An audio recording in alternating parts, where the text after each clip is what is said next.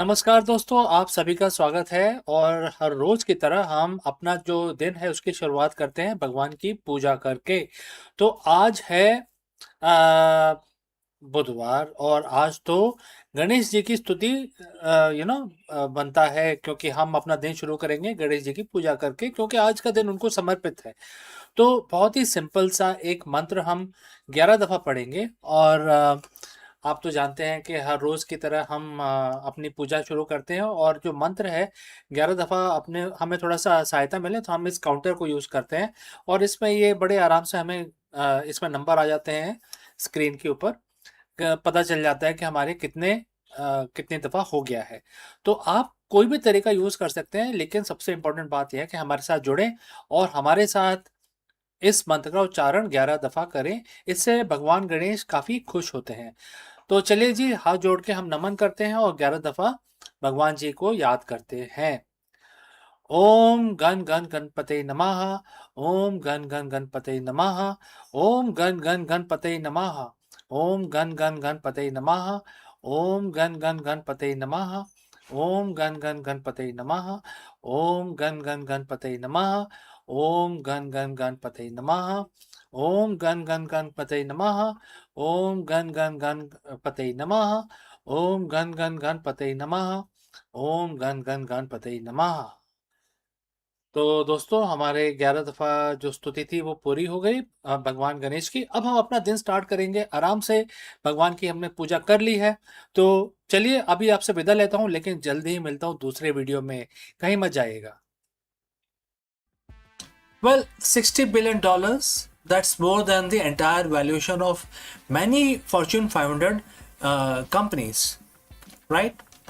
It's twice what NASA gets in a year, and it is the price tag of a single option. Elon Musk just secured, for SpaceX. Yesterday, the world of aerospace and AI collided. SpaceX officially announced a strategic partnership with Cursor, the AI coding startup that has taken the developer world by storm. But this isn't just a partnership. SpaceX now holds the exclusive right to buy Cursor for 60 billion by the end of 2026. Why would a rocket company, one that just merged with XAI and is targeting a 1.75 trillion IPO, drop that kind of cash on a code editor? Is it just about helping engineers write faster apps, or is this the missing link that finally makes a city on Mars a reality? Today we are deconstructing the SpaceX Cursor deal, the colossal supercomputer, and why the road to the red planet is now paved with billions of lines of AI generated code. So friends, if you have reached this far, please inform us from which city you have tuned in and in which language you are watching this video. This will help us determine the reach of our channel. Alright, let's proceed with our analysis. If you aren't a developer, you might not realize how big Cursor has become. It's a fork of the VS Code, but it has been a rebuild from the ground up with AI at its core. It pioneered what enthusiasts call the vibe coding, the ability to describe a complex feature in plain English and watch the AI architect the entire file structure, logic, and test in seconds. And therefore, we need to consider this statistics. ARR, over 2 billion today, projected to hit 6 billion by year end. And what is the reach? Used by over 50% of the Fortune 500 company. And what is the most important thing? It is not just a chatbot. It is a tool that understands your entire code base. SpaceX isn't just buying a tool. They are buying the distribution channel to the world's best engineers. But there is a catch. SpaceX has two choices: pay 10 billion for a joint development partnership, or pay $60 billion for the whole thing. It's a try before you buy deal at a galactical scale. To understand why this matters, we have to look at the hardware. Back in the February 2026, SpaceX merged with XAI. In that merger, SpaceX inherited Colossus, the world's most powerful AI training cluster running on roughly 1 million NVIDIA H100 equivalents. Before this deal, Cursor was a bottleneck by by the computing power. They were using model from OpenAI and Anthropic, but now Cursor is moving into the SpaceX family. They get direct access to Colossus. Imagine taking the world's most intuitive coding interface and plug in it to the world's largest supercomputer.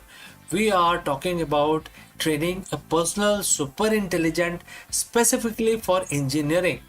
This isn't about building another Grok for Twitter. It's about building an AI that can design a Raptor engine, simulate orbital mechanics, and debug the flight software of a starship in real time. Elon Musk has often said that the hardest part of Starship isn't that rocket, it is the machine that built the machine. To put a million people on Mars by 2050, you need thousands of starships. You need autonomous propellant plants on Martian surface. You need life support system that never fails. The software complexity required to manage a multi-planetary logistics chain is mind-boggling. Currently, writing that software takes thousands of human engineers and millions of man-hours. But with Cursor integrated into SpaceX stacks, accelerated prototyping will be a reality.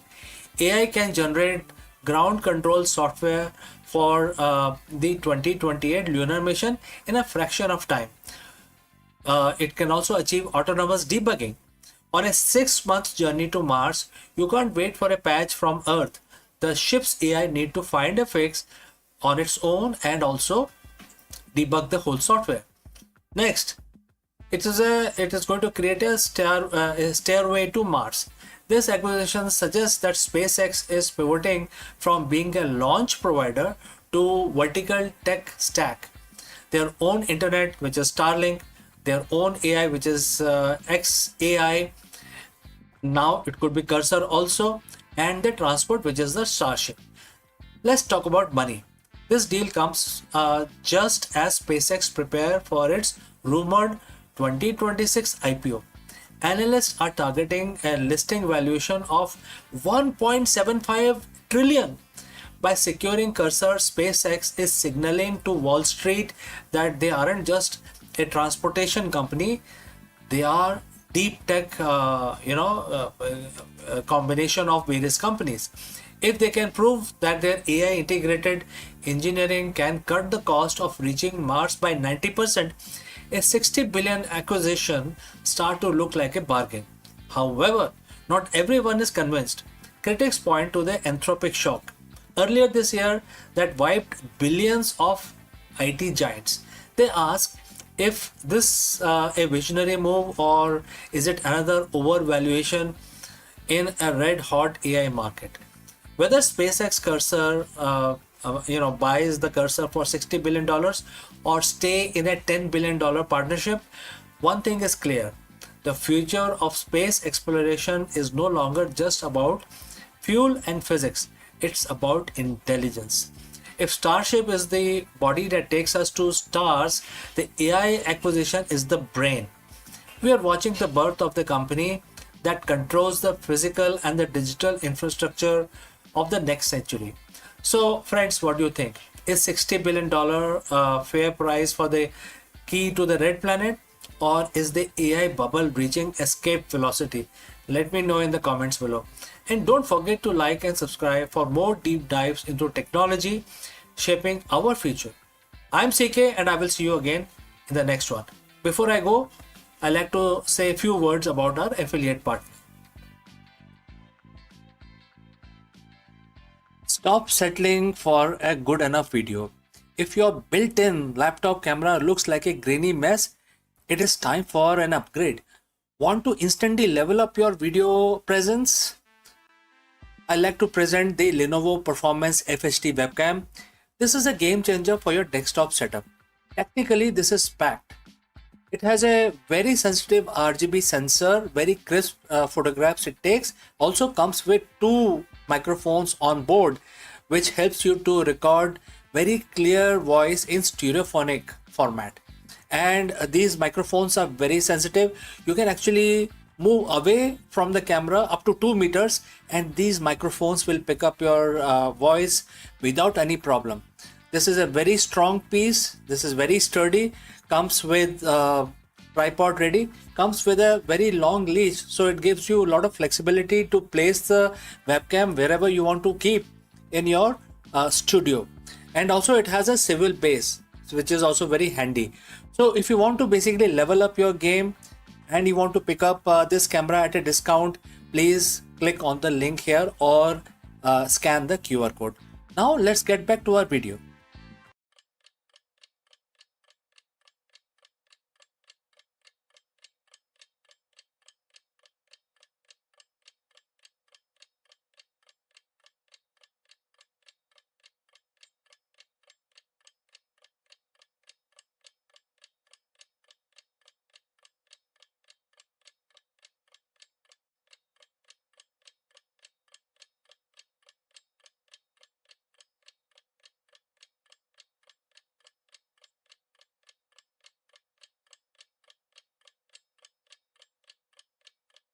Hello, friends. What happens when the world's most powerful firm trade their algorithm for ancient philosophy? We are dissecting the high-stake friction between ruthless efficiency and the human need for meaning. It is July 2026 and the era of silicon-driven productivity has hit a wall. To survive this year's market shift, the world's most powerful CEO are bridging the gap between high-tech metrics and the human-centric wisdom. Discover how redefining modern leadership through the purpose rather than mere data points is the only way to build a future-proof corporate culture. So let's find out more about this. In the early years of a digital revolution, algorithms were hailed as the ultimate arbiter of efficiency. They promised precision, speed, and the elimination of human error. Corporations invested billions in predictive analytics, machine learning model, and automated decision system, and they were convinced that the future of strategy lay in the cold logic of computation.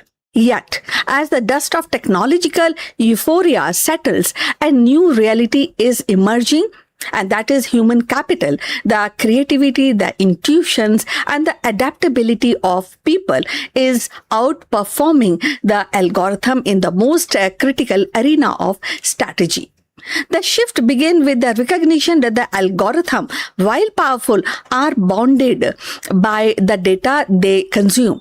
They excel at pattern recognition, but flatter when they're confronted with the ambiguity and or novelty or maybe ethical complexity.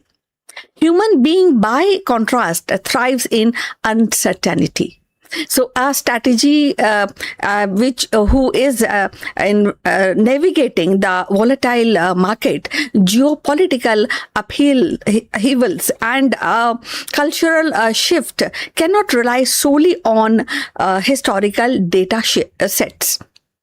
So they must interpret the signals, the imagine possibilities, and craft narratives that inspire collective actions. So this is where the human capital assert its superiority. So in the ability to connect dots that machine cannot see or maybe and to imbue the decision with the meaning that algorithm cannot generate. So consider the realm of leadership. Algorithm can optimize supply chain or forecast consumers' behavior, but they cannot galvanize a workforce around a shared vision.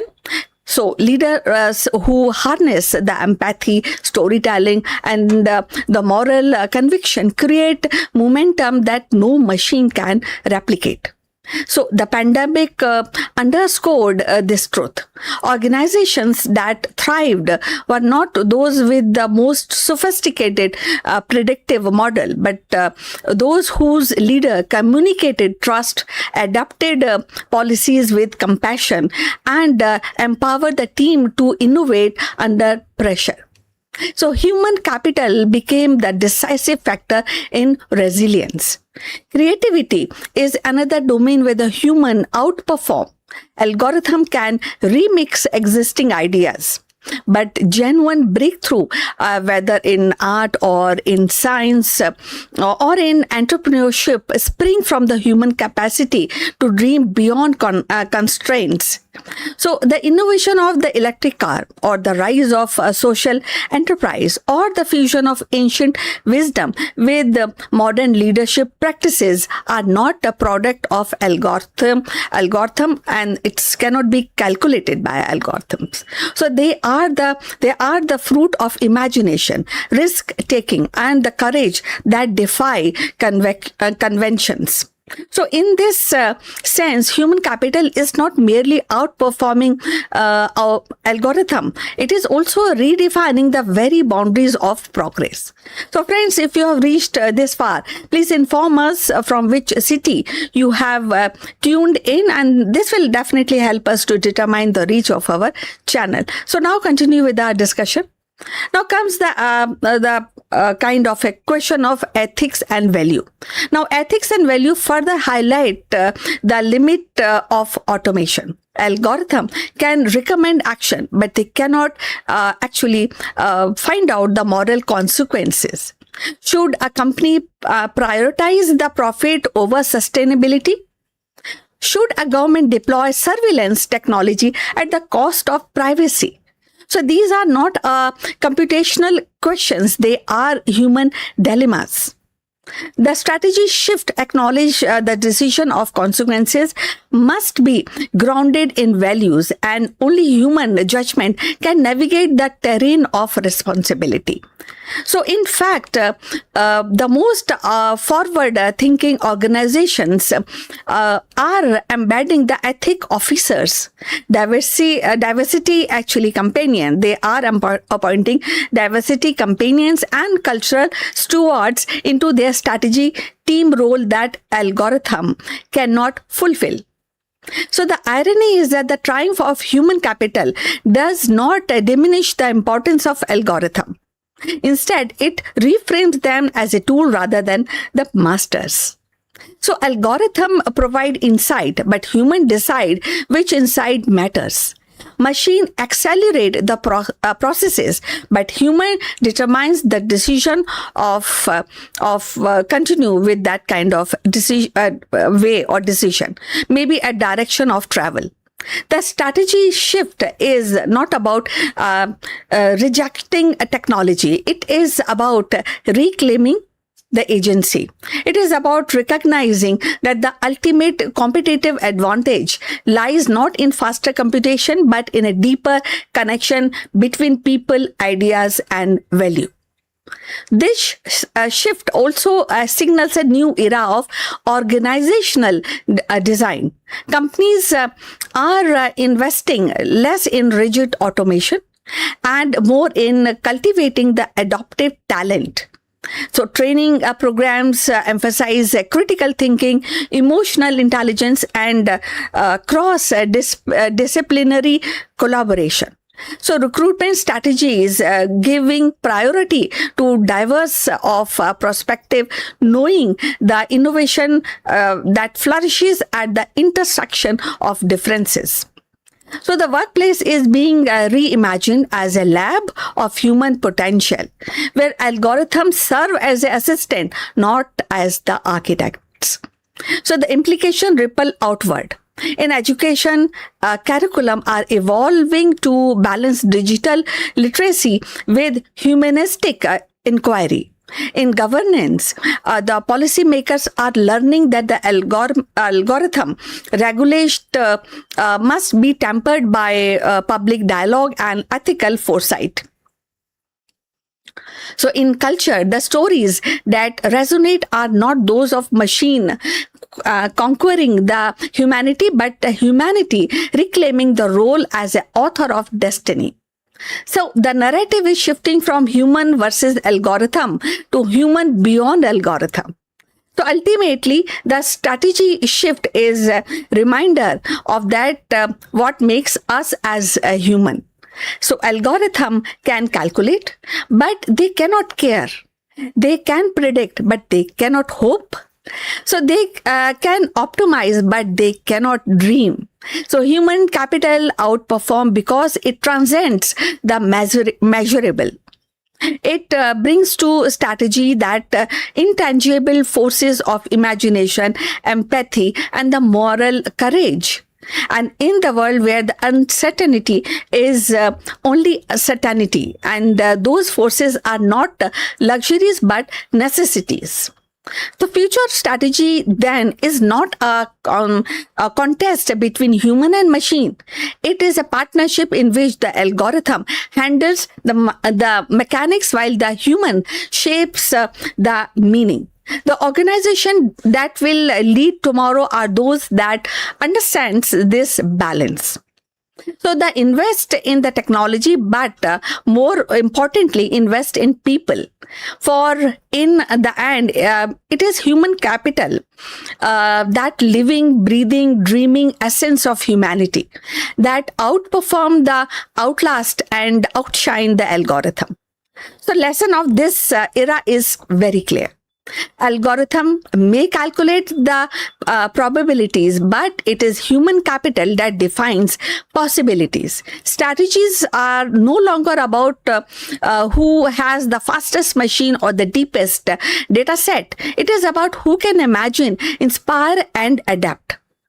So the organization that will endure are those that treat technology as an ally, not as a replacement, a place where the greatest investment in people.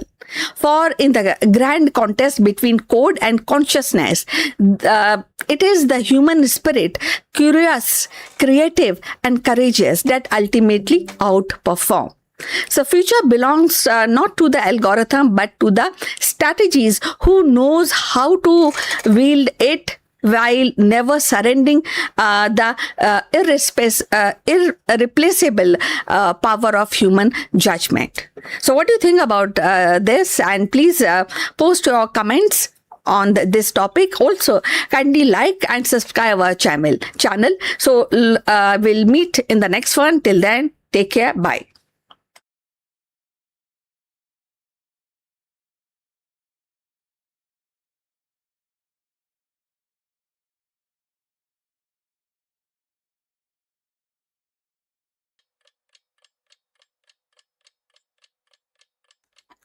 In a world wired by energy, the true revolution isn't about roaring engines or the blazing rocket. It is a silent spark inside a battery.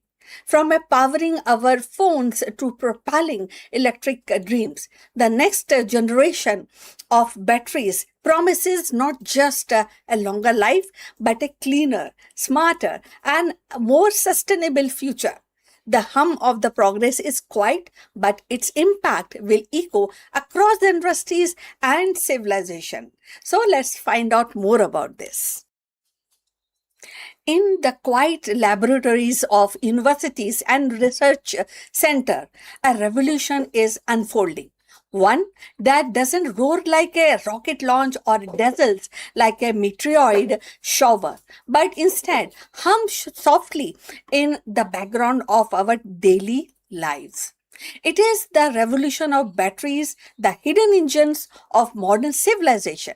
From the phone in your pocket to the car in your driveway, from the solar panel on rooftop to the satellite orbiting Earth, batteries are the invisible lifeblood of our technological age. And now, new research suggests that the new wave of breakthrough could transform energy storage efficiently, sustainability, and the way that ripple across the society. For decades, lithium ion batteries have been the reigning champion. They powered that smartphone revolution, enabled electric vehicle, and made renewable energy more practical. Yet, their limitations are becoming increasingly clear.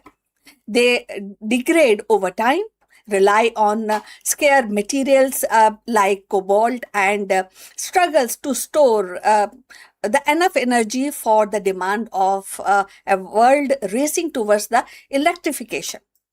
So, the urgency of the climate change and the global push for cleaner energy have turned batteries innovation into one of the most critical scientific frontier of 21st centuries. So, recent advances point to several promising directions, and the solid state batteries, for instance, replace the flammable liquid electrolyte with the solid materials and offering greater safety and higher energy and of course that energy with density. So imagine an electric car that charges in minutes and drives for 1,000 kilometers without refueling. Sounds good, na? So, the researchers are also exploring sodium ion batteries, which use abundant salt instead of lithium, and potentially decrematizing the excess of energy storage by reducing cost and reliance on geopolitical sensitivity in supply chains. So, meanwhile, the flow battery is a large system where the energy is stored in the liquid tank could revolutionize the grid storage, allowing renewable energies from wind and solar farms to capture and the release that steadily, and even when the sun sets or the wind dies down. So, efficiency is another frontier. Scientists are experimenting with nanomaterials that allow iron to move more freely, reducing energy loss and extending battery life. Other are designed like self-healing electrodes that repairs the microscopic cracks and prolonging the lifespan of the device. Sustainability, yes, very, very important. So that too is at the heart of this revolution. So recycling technologies are being developed to recover valuable metals from the old batteries and recreating circular economies where the waste become raw material for the next generation of the storage. So the implications are definitely profound. A breakthrough in the battery technology doesn't just mean better gadgets. It actually reshape entire industries. Transportations could shift decisively towards electric mobility, slashing the emission from the cars and trucks and the planes. And the home could become self-sufficient power hubs and the storage of solar energy during the day and then releasing it at the night. So, developing the nations often constrained by the unreliable grid that could actually leapfrog into the decentralized energy system powered by affordable, durable batteries. Even the space exploration stands to benefit, with the spacecraft and the lunar base requiring the robust, lightweight storage solutions. So, yet the challenge remains. So, scaling laboratories' success into the mass production is the notoriously difficult, and the cost must be driven down, supply chain secured, and the safety ensured. So, the story of the battery breakthrough is not one of that single inventions, but a countless incremental steps. So each building on the last and each bringing us closer to the world where the energy is clean, abundant, and accessible. So, in the end, batteries are more than just a storage device, they are enablers of possibilities. So, they hold within them the promise of sustainable future where the human ingenuity aligns with the planetary needs. As researchers push the boundaries of chemistry and physics, they are not merely improving technology, they are rewriting the script of civilization's energy story. The hum of tomorrow, battery, and maybe quiet, but with their impact will be thunderous, and very, very profound. So we have come to the end of this video. Thanks for watching. Please like and subscribe our channel and see you in the next one.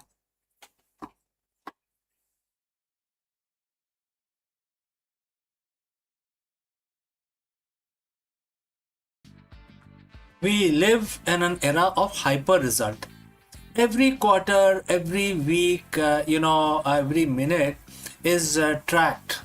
As a leader, you value often reduced to a single matrix, which is the bottom line. But here is the irony: the more we obsess over the finish line, more likely that we are, stumble before we get there. We are seeing record level of burnout, decision fatigue, and quite quitting at the executive level. What if I told you that 7,000 years ago, a text which was written or recited holds the secret to modern high performance? Today we are looking at the Bhagavad Gita, chapter 6, verse 4. Why letting go is actually the most strategic move a CEO can make. So friends, if you have reached this far, please inform us from which city you have tuned in and in which language you are watching this video. This will help us determine the reach of our channel. Alright, let's proceed further. In the 6th chapter of Bhagavad Gita, Bhagwan Krishna explains the state of yoga. Not the physical pastures as we see today, but a state of perfect mental equilibrium and the union with one purpose. And the verse says, quote starts, a person is said to have attained yoga when they have no desire for sense gratification and not attached to the fruits of their action and have renounced all material desires. Quote close. To a modern business mind, this sounds impossible. No desire for results, no attachment to fruits. In business, the fruits are the profit, the market share, the exit strategy, etc. etc. But let's look closer. Bhagwan Krishna isn't saying don't work. He's saying work without being enslaved by the outcome. What does the attachment to the result hurt a CEO? Well, the anxiety cloud your judgment. So when you are terrified of a bad quarter, your brain shifts into survival mode. You stop thinking long term and start making fear based decisions. You can also generate tunnel vision.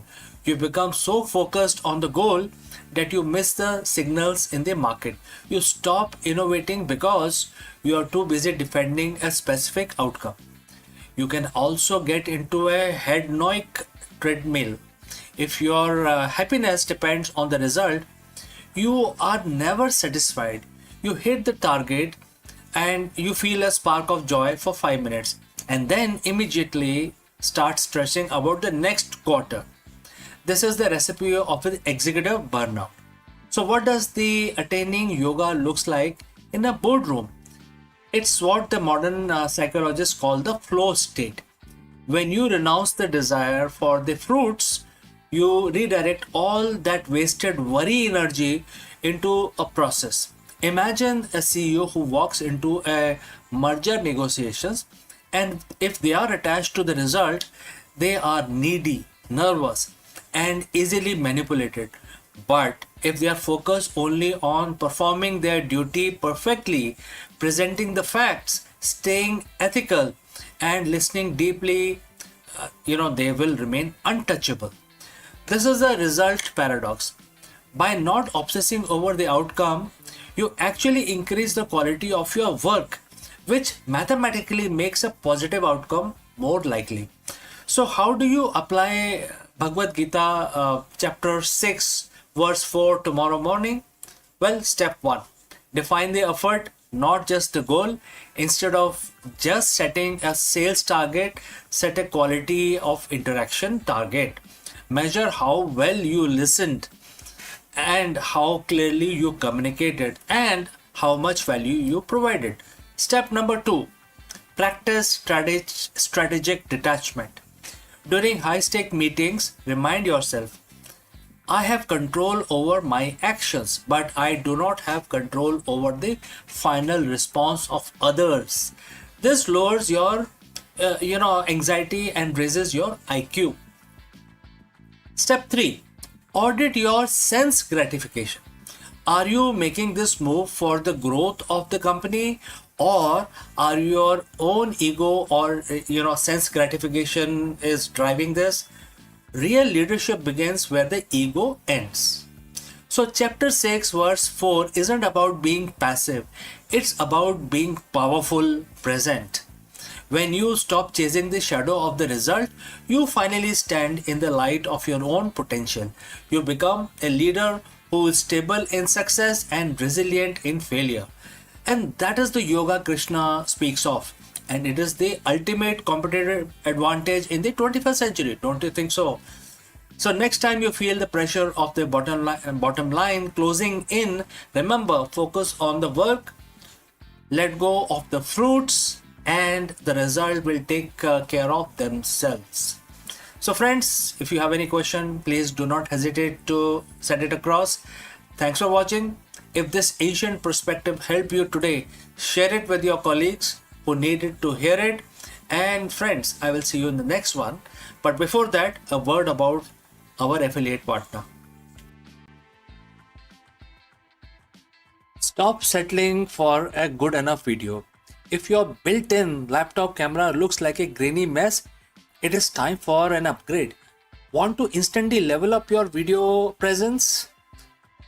I like to present the Lenovo Performance FHD webcam. This is a game changer for your desktop setup. Technically, this is packed. It has a very sensitive RGB sensor, very crisp photographs it takes. Also comes with 2 microphones on board, which helps you to record very clear voice in stereophonic format. And these microphones are very sensitive. You can actually move away from the camera up to 2 meters and these microphones will pick up your voice without any problem. This is a very strong piece. This is very sturdy.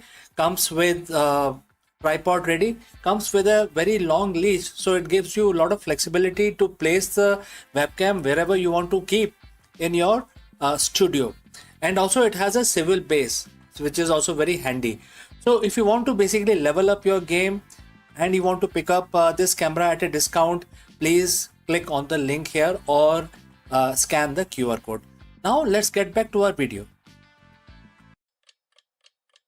Hello friends and namaskaram. Could we actually hack Earth's magnetic field to protect our own modern technology? Very profound question. Therefore, in this video, we dive deep into the revolutionary and controversial new proposal from the scientist, deploying spacecraft to spray chemicals directly into the Earth's magnetosphere. As our reliance on satellite and power grids and GPS grows, so does our vulnerability to external solar storms. Could a man-made solar shield be the key to preventing a global blackout? Let's discuss this further. Imagine you're living in a world where everything just stops. No GPS to guide your travel, no internet to connect your your PCs, no power grid to keep your lights on. It sounds like the plot of a disaster movie. But it's a very real threat looming 93 million miles away on the surface of the sun.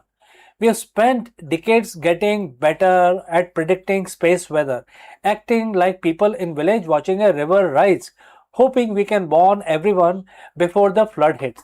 But what if we didn't just watch? What if we could actually build a wall to stop the water? Today we're looking at a bold new proposal from scientists, a storm wall designed to actively hack Earth's magnetic field. Can we really engineer our way out of a solar storm, a massive one? To understand why we need a solar shield, we have to understand our current defenses. The magnetosphere.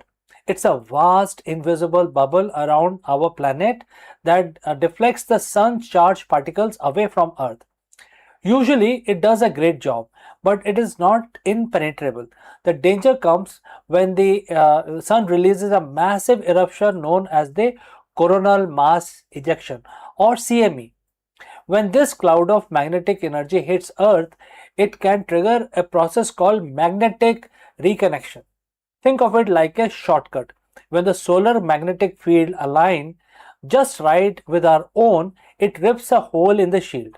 This allows solar energy to flood into our near Earth space, causing geomagnetic storms. Why should you care about this? Because our modern world is fragile.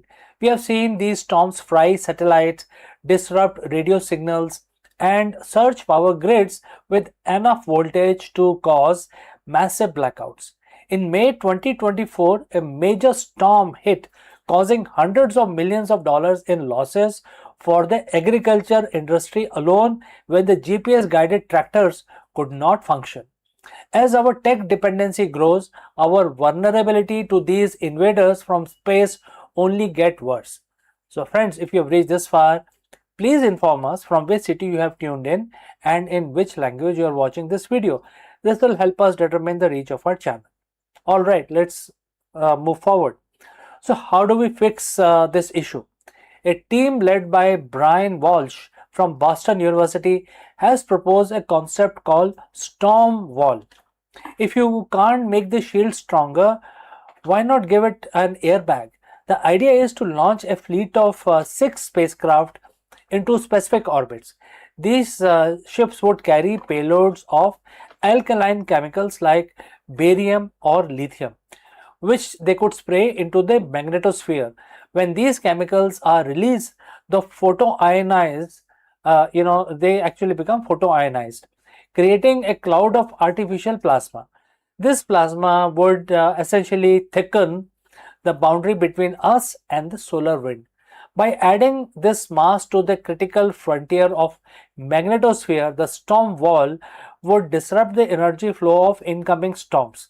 It forces the space weather bounce back around and past our planet instead of punching through.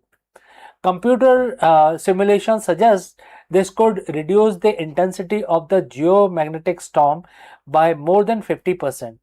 It's not about stopping the sun. It's about turning a catastrophic hit into a glancing blow. Now, before we go spraying chemicals into space, we have to talk about the but part of it. And there are several buts here. First, the cost. We are talking about launching 6 spacecrafts, each carrying material equivalent to roughly 12 oil trucks. It's a one and done solution. Once the chemicals are sprayed, the system essentially spends it. It's incredibly expensive, and then there is ethical and environmental questions about geoengineering. While the researchers argue that the risk of contamination is very low since the plasma gets swept away by the solar wind within about 6 hours, any attempt to hack the planetary system comes with a lot of uncertainty. We have to ask, what are the unintended consequences of messing with our magnetic field? Any project of this scale would require massive international cooperations, oversight, and transparency. Is the storm wall the future of space defenses? Maybe. As we pour money into orbital infrastructure and space-based data centers, the financial math, as the researchers put it, might start to make sense.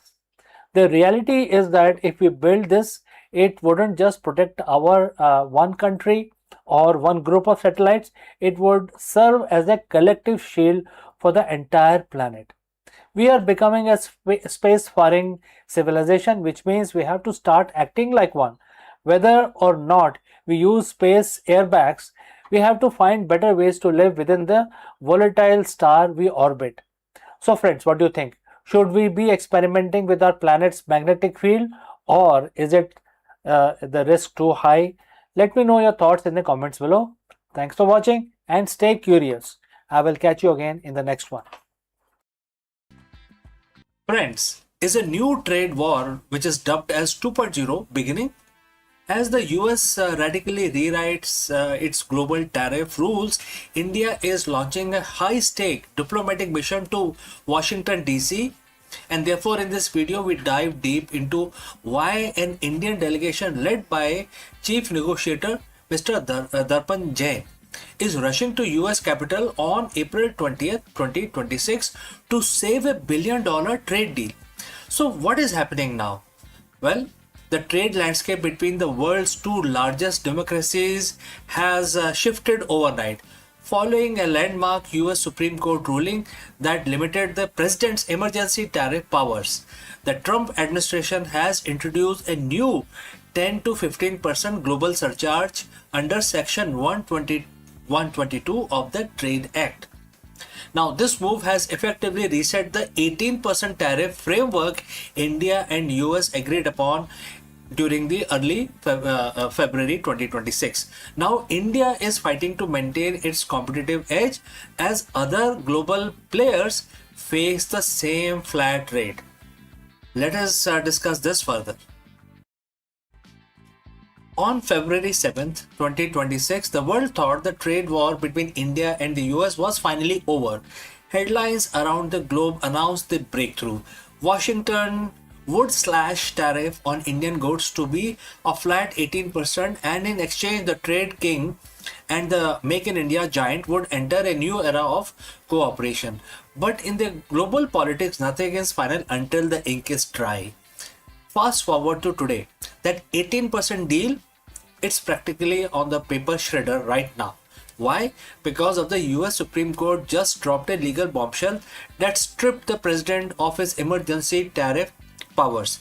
In response, the Washington has hit the reset button, rewriting the global trade playbook with a brand new 10% global surcharge. So friends, if you have reached this far, please inform us from which city you have tuned in and in which language you are watching this video.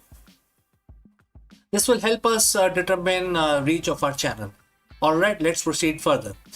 Now, as you watch this, a high-level Indian delegation led by Chief Negotiator Mr. Darpan Jain is on a plane to Washington, D.C. They would land on April 20th, and their mission would be to save India's 87 billion export market from being swallowed by a trade war 2.0.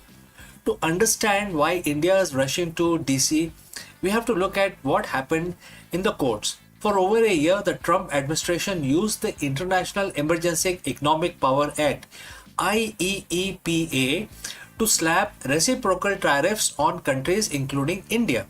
But on February 20th, 2026, the US Supreme Court ruled 6-3 that the president cannot use this act to raise revenue generating tariffs. It was a massive rebuke of the executive power. Overnight, the legal foundation for the India-US deal, the one that promised an 18% rates, evaporated. The administration had to halt all IEEPA collections. But if you think this means free trade is back, think again. The administration immediately pivoted to Section 122 of the Trade Act of 1974. This is a global surcharge of 10% on all imports from all countries to address international payment problems. It's valid for 150 days. You might be asking, wait, if the new US tariff is only 10%, isn't that better for India than 18% they agreed to in February? So on paper, yes, but in the world of trade, it is all about comparative advantages. Under the old deal, India was going to pay 18% while its competitor like China or Vietnam might have been paying 25% or even 50% in certain cases. The gap made Indian goods cheaper. But under the new Section 122, everyone pays 10%, suddenly India loses its special edge. Furthermore, there is the Section 301 threat. While the 10% global tariff is a temporary fix, the US Trade Representative USTR has launched a fresh investigation into 16 economies, including India. These probes are looking into forced labor and unfair practices.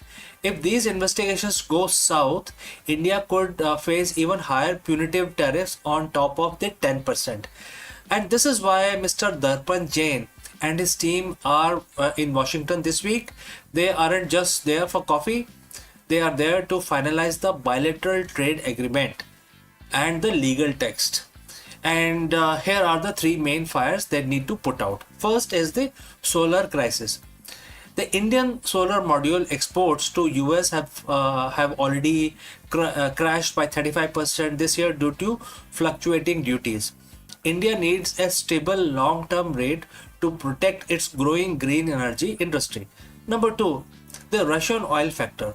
The US previously hit India with punitive duties because of the India's purchase of Russian oil. While some of those rolled back in February, the new section, which is 301 probe, could bring them back under a different name.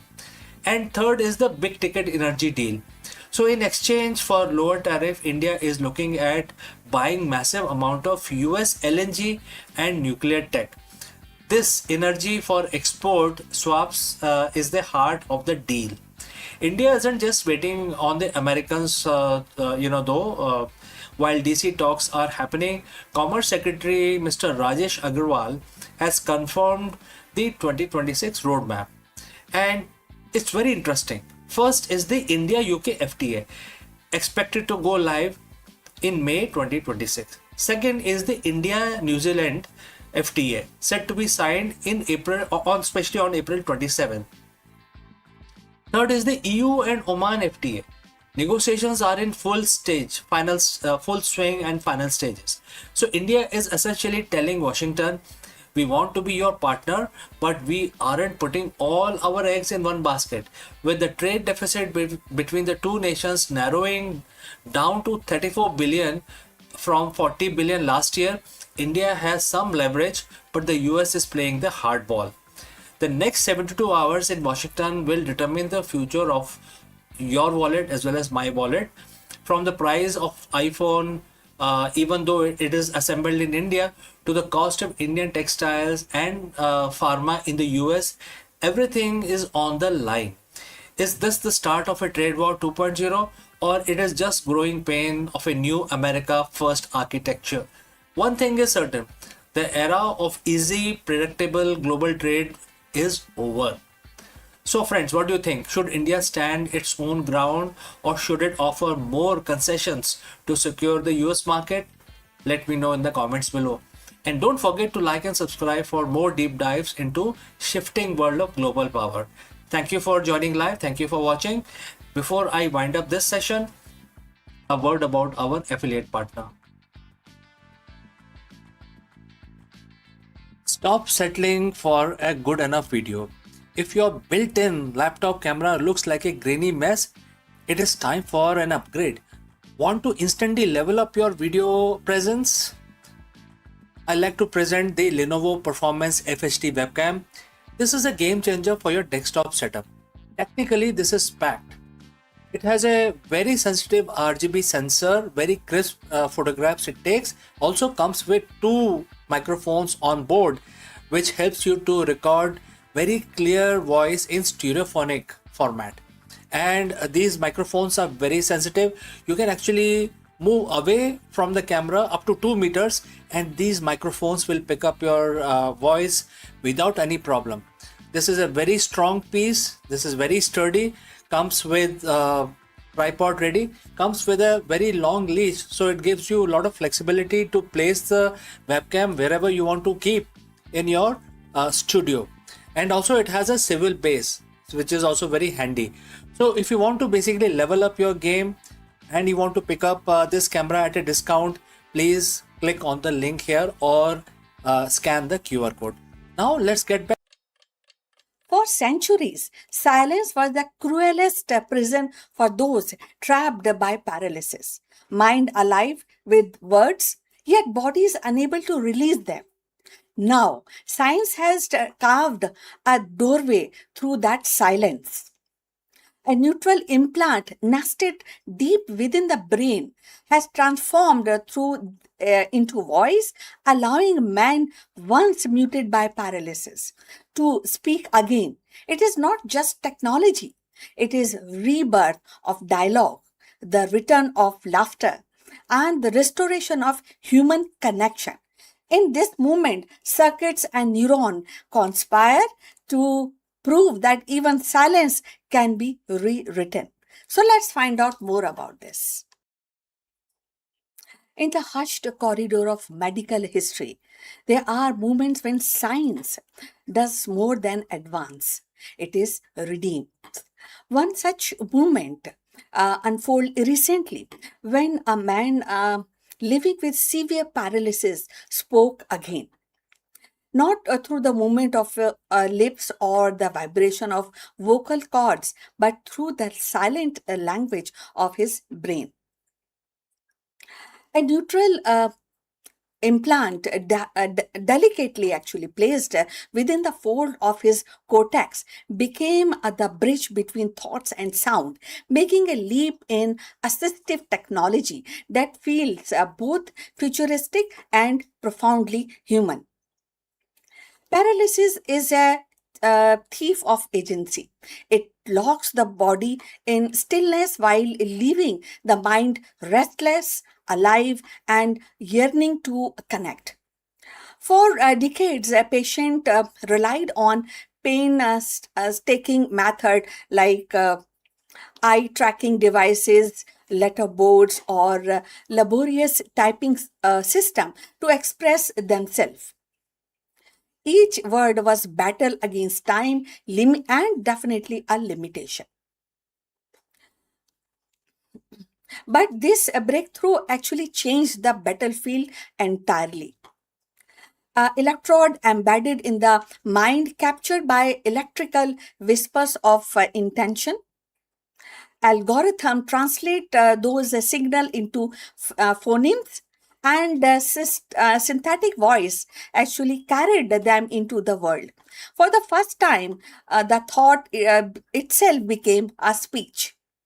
So, friends, if you have reached so far, please let us know from which city you have tuned in. That will help us to determine the reach of our channel. So, moving forward on this interesting topic, what makes this achievement extraordinary is not just its novelty, but its durability. Earlier, the brain computer interfaces often flattered and they are promised deemed by scar tissue or fading signal strength.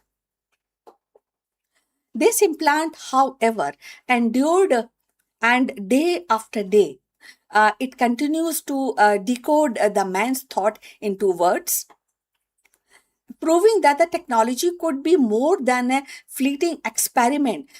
It could be lasting lifeline, and the patient could converse with family, express emotions, and reclaim the rhythm of dialogue. And in this exchange of silence was not merely broken, it is banished. Now the implication ripple outward. Imagine a classroom where the students with disability participate without barrier. Workplace where paralysis no longer excludes, and home where loved one hear not just gesture but voices. So that this implant is more than a medical device. It is it's like a more of a restoration of dignity, a reminder that communication is not a luxury but a human right. It transformed the isolation into connection and connection into belonging. Yet, as with all great leaps, question arise. Who owns the data flowing from human brains? How do we safeguard the privacy when thoughts can be translated into words? And what happens when such technology moves beyond therapy into implants and into enhance when the healthy individual seeks implants to accelerate learning or multitasking. The line between healing and augmentation blur, and the society must decide how far it is willing to cross. And these debates are not distraction, they are the ethical compass that must guide innovation. So for now, though the focus remains on the man whose voice was written, his the first word were not technical jargon or clinical proof, but a simple expression of gratitude and love. In that moment, the science become human.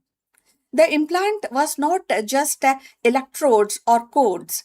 It is definitely a laughter, storytelling, and everyday poetry of speech. It is definitely a reminder that technology, as the highest calling, is compassion. So, this breakthrough marks a turning point in assistive technology. It demonstrates that brain computer interface can be resilient, transformative, and deeply personal. It shows that silence need not to be permanent. And it reminds us that the ultimate goal of innovation is not progress for its own sake, but a restoration of what disease has taken away, the ability to speak and to connect and to be heard. For the patient, each spoken word is a victory reclaimed from years of silence. The future of neurotechnology is unfolding, and with it, the promise that no voice will remain unheard. And so, in a world where the silence once seemed unbreakable, a single implant has rewritten the destiny. What began as a clinical experiment has bloomed into human triumph, a triumph definitely of thoughts, flowing into the words, words into the connection, and connection into hope.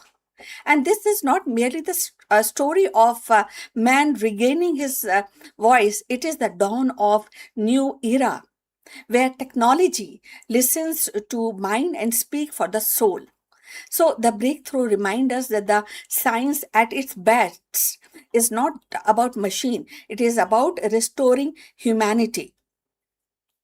And in the echo of his first spoken words, we hear the promise, the future where no voice is lost and no silence is final.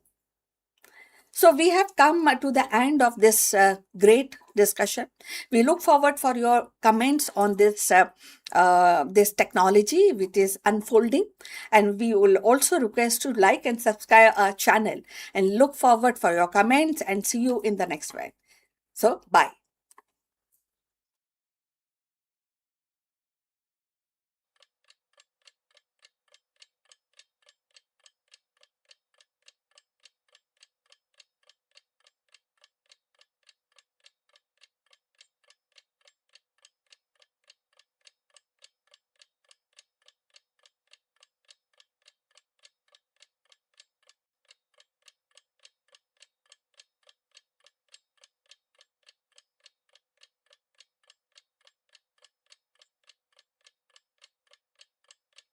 You're most welcome.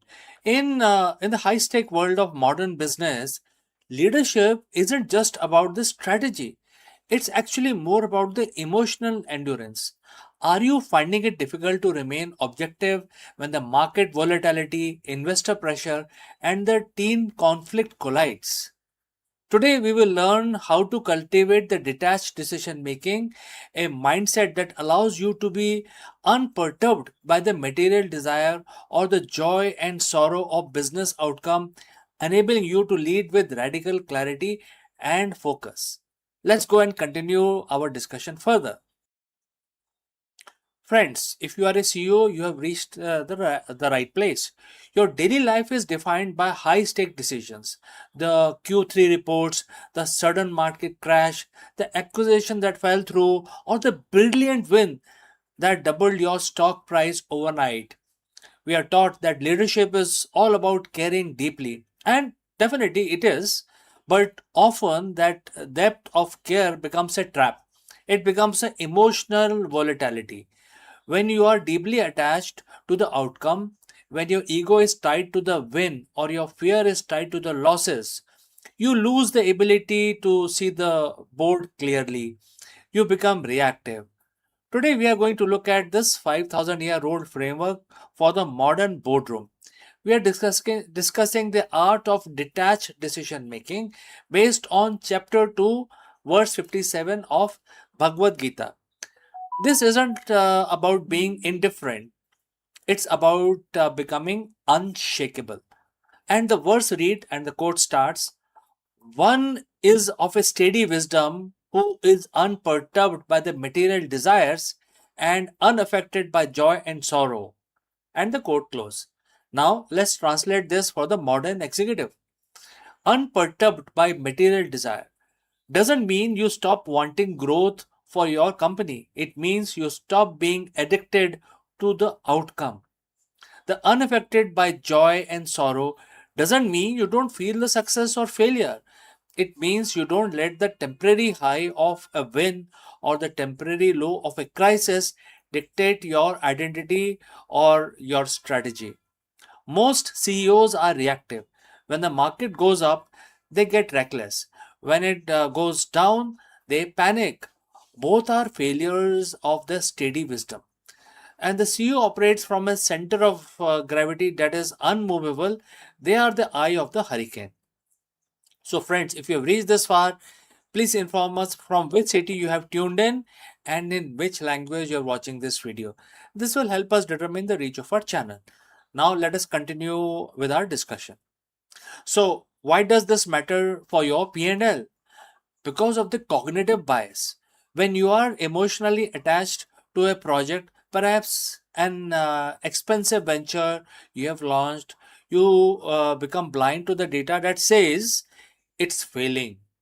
You continue to pour resources into it because your ego is tied to it. You are perturbed by the material desire. When you practice detached decision making, you decouple your personal value from the business results. What are the benefits? Agility. What is the second benefit? Intellectual honesty. So, if you don't fear the loss of your reputation, you can make hard calls to pivot or cut losses earlier. If you aren't high on the adrenaline of a temporary win, you can plan for a long term sustainability of the company. Detachment is the ultimate competitive advantage because it preserves your mental capital. So, how do we apply this in our high pressure corporate environment? And here are three steps to becoming an unshakable leader. Step number one is outcome versus output audit. Every morning, ask yourself, am I focused on the effort or the result? You can control the quality of your strategy, your team, your execution. You cannot control the market or the competitor's reaction. Focus 100% of your energy on the input. Let the result be what they will be. This shift your anxiety to becoming an agency. Step number 2, the observer technique. In your next board meeting, when the tensions rises, try to step back. Imagine you are watching yourself from the ceiling. See the scene. Don't be in the argument. Watch the argument. This simple mental trick lowers your cholesterol and allows you to respond with strategy rather than react with emotion. Step number 3, postmortem debriefs. After every major project, win or losses, perform an objective analysis. Treat a massive victory with the same cold analytical curiosity that you treat a failure. Ask yourself, what does the data tell you? Remove the adjectives, things like amazing or terrible. Just analyze the variables. This prevents the ego from inflating after a win and protecting you from paralysis after a failure. Now, I know what some of you are thinking. If I am detached, won't I lose my drive? If I don't care, won't my team see me as cold? Well, this is the greatest misunderstanding of Bhagavad Gita. Detachment is not apathy; it is the focused intensity. Think about the best surgeon or the best fighter pilot. They are not unfeeling that they are hype focused. When the crisis hits, they don't waste energy on, oh no, this is terrible. They channel all that energy into immediate problem solving, and that is what we are aiming for. You aren't less passionate, you are more precise. The modern CEO is constantly bombarded with signals of success and signals of failure. If you let them dictate your inner state, you will burn out. The art of detached decision making is your anchor. When you can lead without being shaken by the market's joys and sorrows, you aren't just a manager, you are a steady force. That is the quality that your team, your investors, and your company needs now more than ever. So, friends, I'm CK. This was the art of detached decision making. If this resonated with you, subscribe for more leadership insights rooted in the timeless wisdom. Lead with clarity, not emotions. And, friends, I will see you in the next one very soon.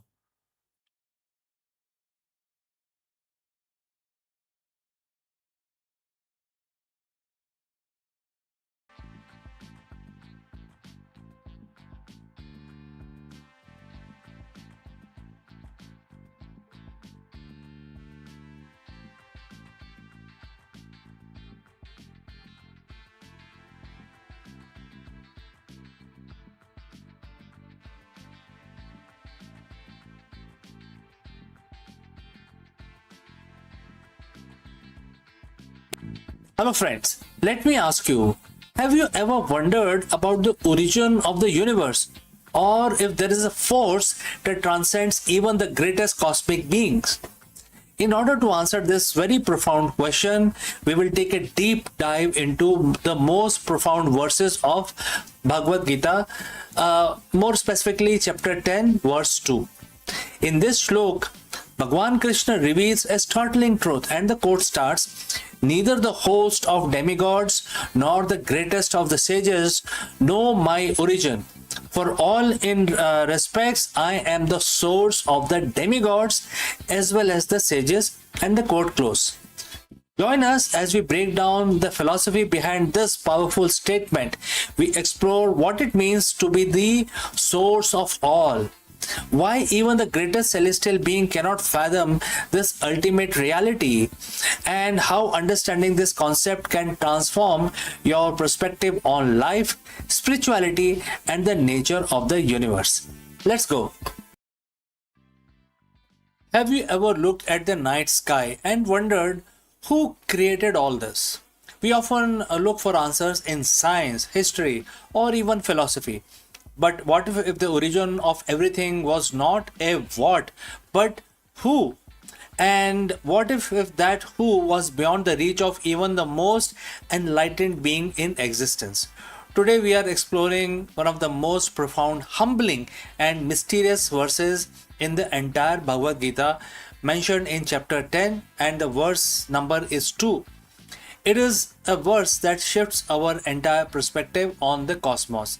I am CK, and today we are unraveling the source of everything.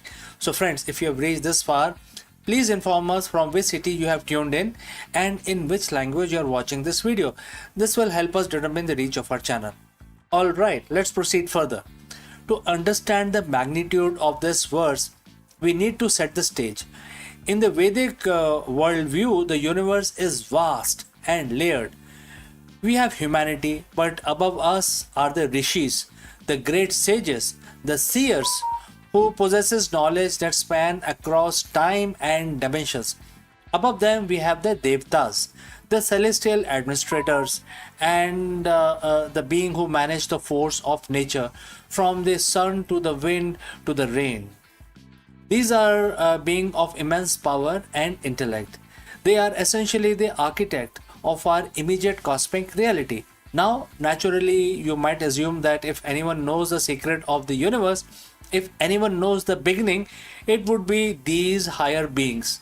They are closer to the divine after all. But then Krishna speaks in chapter 10, verse 2, and his words are absolute. And the verse reads like this: Neither the host of demigods nor the great sages know my origin. For all in all respect, I am the source of the demigods and the sages, and the quote close. Think about the weight of that statement. Krishna isn't just saying I am great. He is defining a fundamental limit to knowledge itself. He is telling Arjun and also us indirectly that even the most advanced, powerful and enlightened entity in the universe are looking at the effect, while he is the cause. You cannot trace a river back to the source if you are standing in the middle of the river, and the source is the very water that sustains you. So, why would the Gita emphasize this so early in the Bhubiti Yoga chapter? First, it's a lesson in humility. If the greatest sages and the God doesn't know the origin of the source, it invites us to drop our arrogance. It reminds us that human logic, though brilliant, is finite. We are trying to measure an infinite architect using a finite rule. Second, it establishes non-duality. Krishna is stating that he is not a separate entity that appeared in the universe at some point in time. He is the pre-existing cause. Before the sun was lit, before the first rishi meditated, before the first devta took the post, he was already present. This brings us to the ultimate cosmic mystery. We often search for God in the end, at the end of our life, or at the end of our problem. But this verse challenges us to look for the beginning. It seeks the source rather than just the object that the source has been created. So, friends, what do you do with this information if the source is beyond the reach of gods and even sages? Is it impossible to know? The irony is, while they cannot know this origin because he has no origin, they can know him through devotion and realization. The Gita is not meant to keep us in the dark, it is meant to guide us to the light. So, when you struggle with the whys of your life, when you feel small in this vast universe, remember this verse. You are not a random accident. You are connected to the very source that even the celestial being acknowledge. You don't need to figure out the origin with your intellect. You cannot you cannot actually reach the source itself. You connect to it with your heart. The universe is not a collection of matter. It's a manifestation of a divine source. So, friends, chapter 10 verse 2 is our invitation to stop looking at the scenery and start looking at the architect. Thank you for joining in this journey through the cosmic mystery with me today. If this shifts your perspective, please leave a comment below. And I will also like to ask you, what does the source mean to you in your daily life? And don't forget to like and subscribe for more deep dives into the wisdom of the Bhagavad Gita. Once again, I am CK and I will see you very soon in the next one. Before I go today, let me share a word about affiliate partner. Stop settling for a good enough video. If your built-in laptop camera looks like a grainy mess, it is time for an upgrade. Want to instantly level up your video presence? I like to present the Lenovo Performance FHD webcam. This is a game changer for your desktop setup. Technically, this is packed. It has a very sensitive RGB sensor, very crisp photographs it takes. Also comes with 2 microphones on board, which helps you to record very clear voice in stereophonic format. And these microphones are very sensitive. You can actually move away from the camera up to 2 meters and these microphones will pick up your voice without any problem. This is a very strong piece. This is very sturdy. Comes with tripod ready, comes with a very long leash, so it gives you a lot of flexibility to place the webcam wherever you want to keep in your studio. And also it has a swivel base, which is also very handy. So if you want to basically level up your game and you want to pick up this camera at a discount, please click on the link here or scan the QR code. Now let's get back to our video.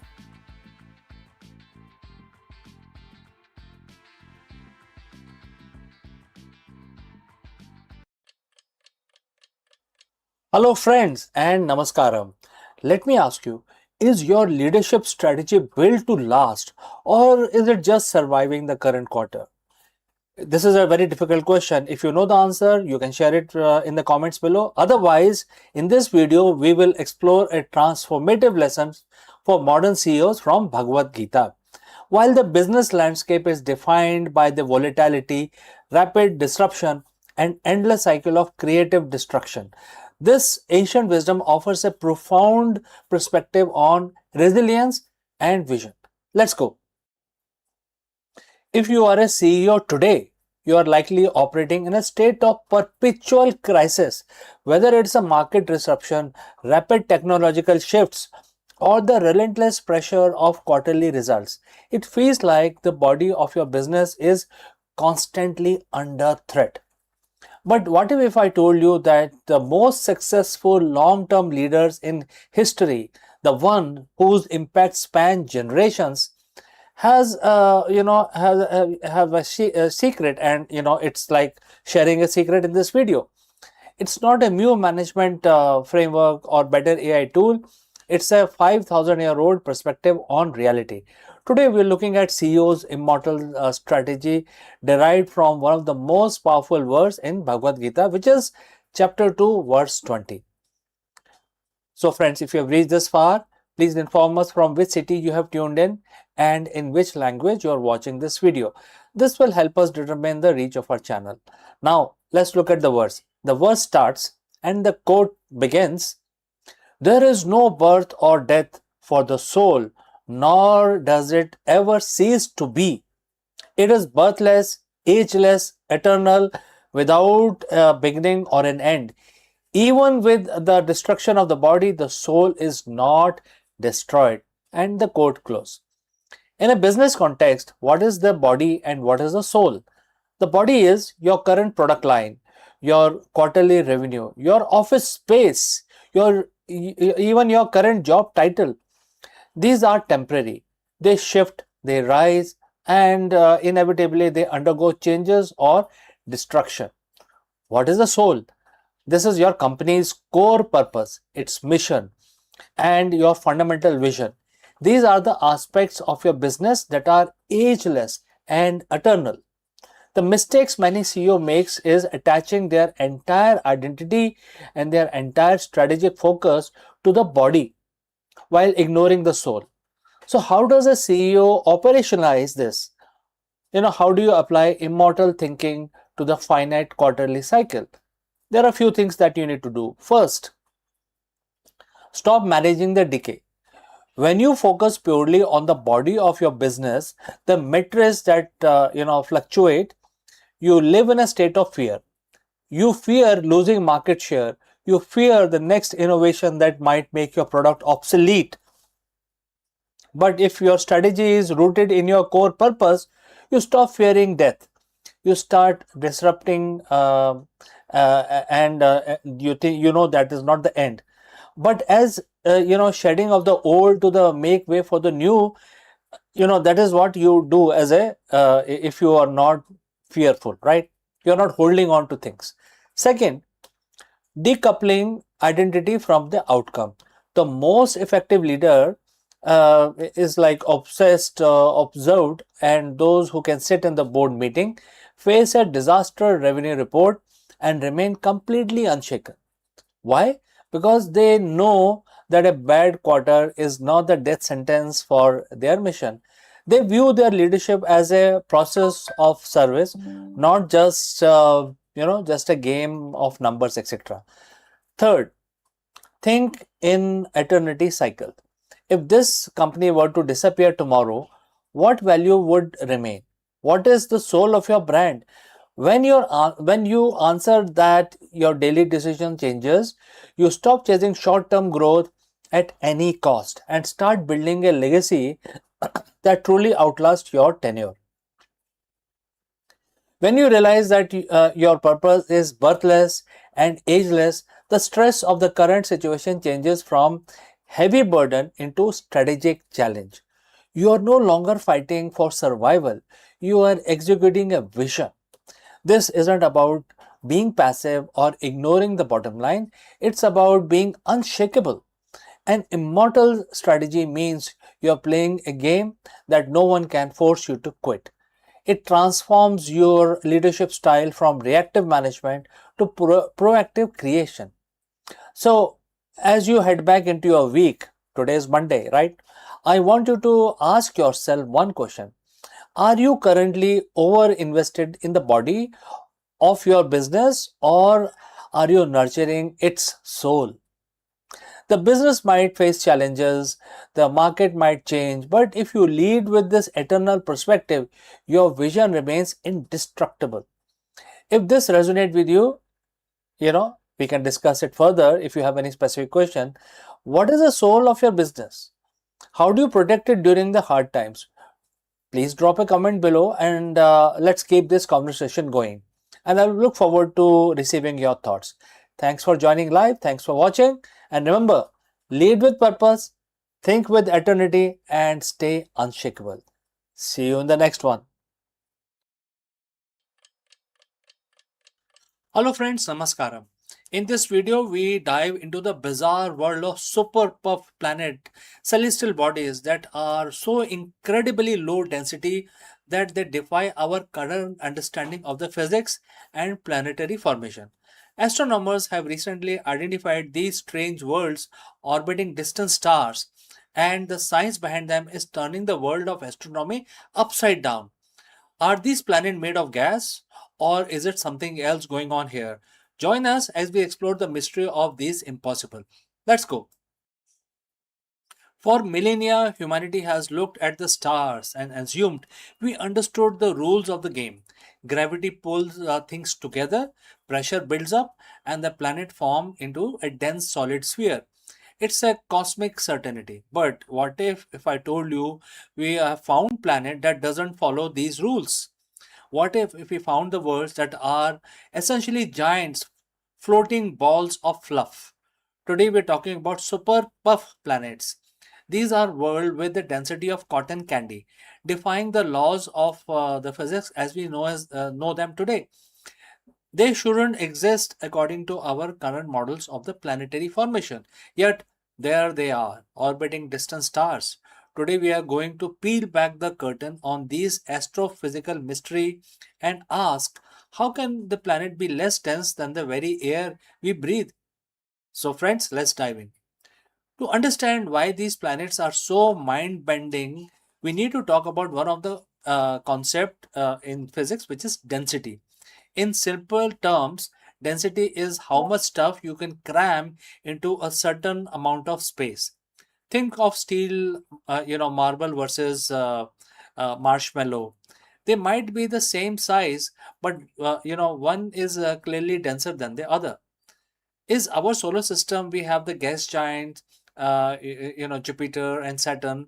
They are massive, they are huge, but because they are so big, their own gravity crushes their core, making them relatively dense. Even though they are made of gas, they aren't fluffy, they are compressed.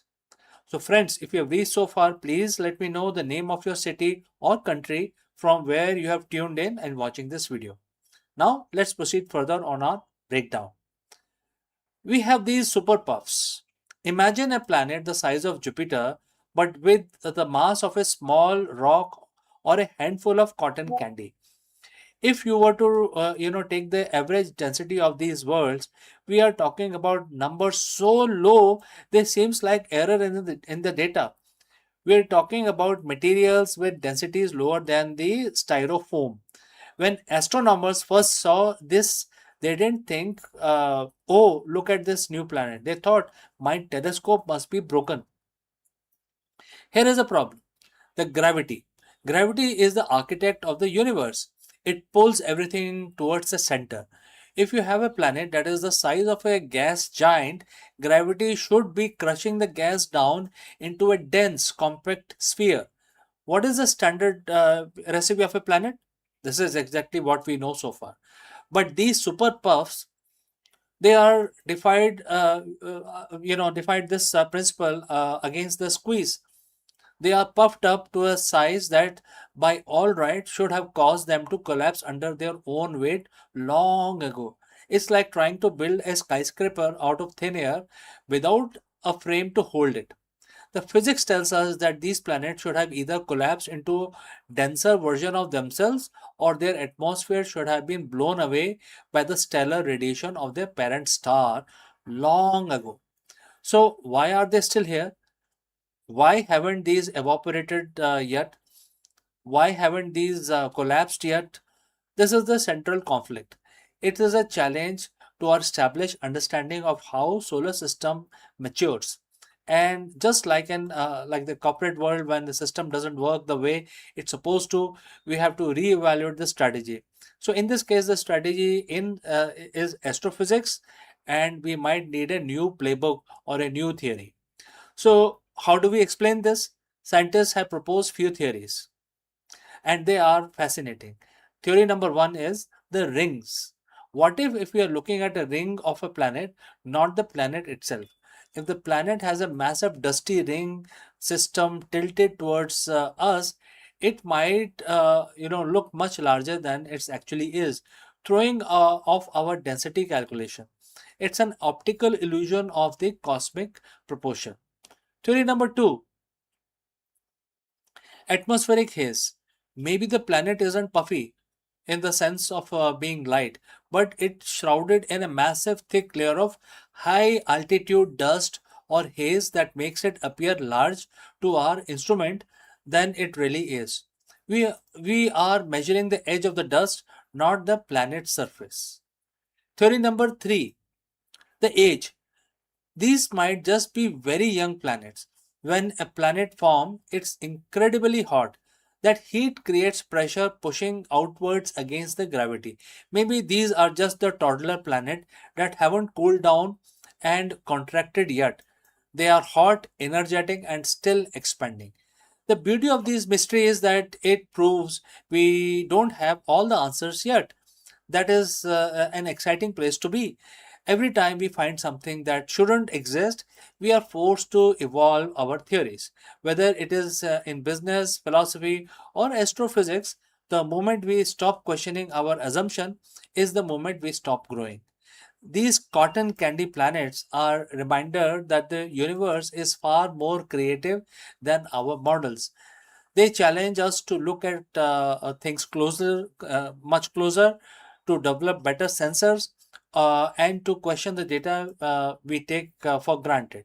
We are currently living in the golden age of exoplanet discovery.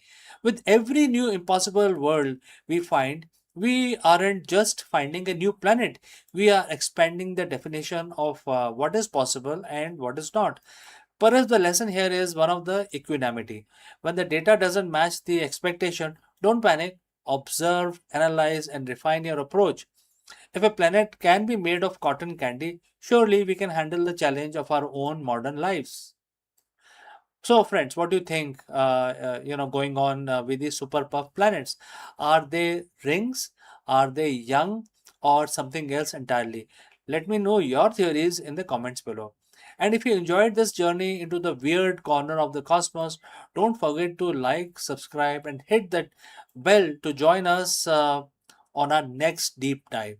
I'm CK, and I will see you again very soon in the next one. Until then, keep looking up. नमस्कार दोस्तों, आप सभी का स्वागत है। और आज 2 जून का तारीख है आज, और आज तो मंगलवार है।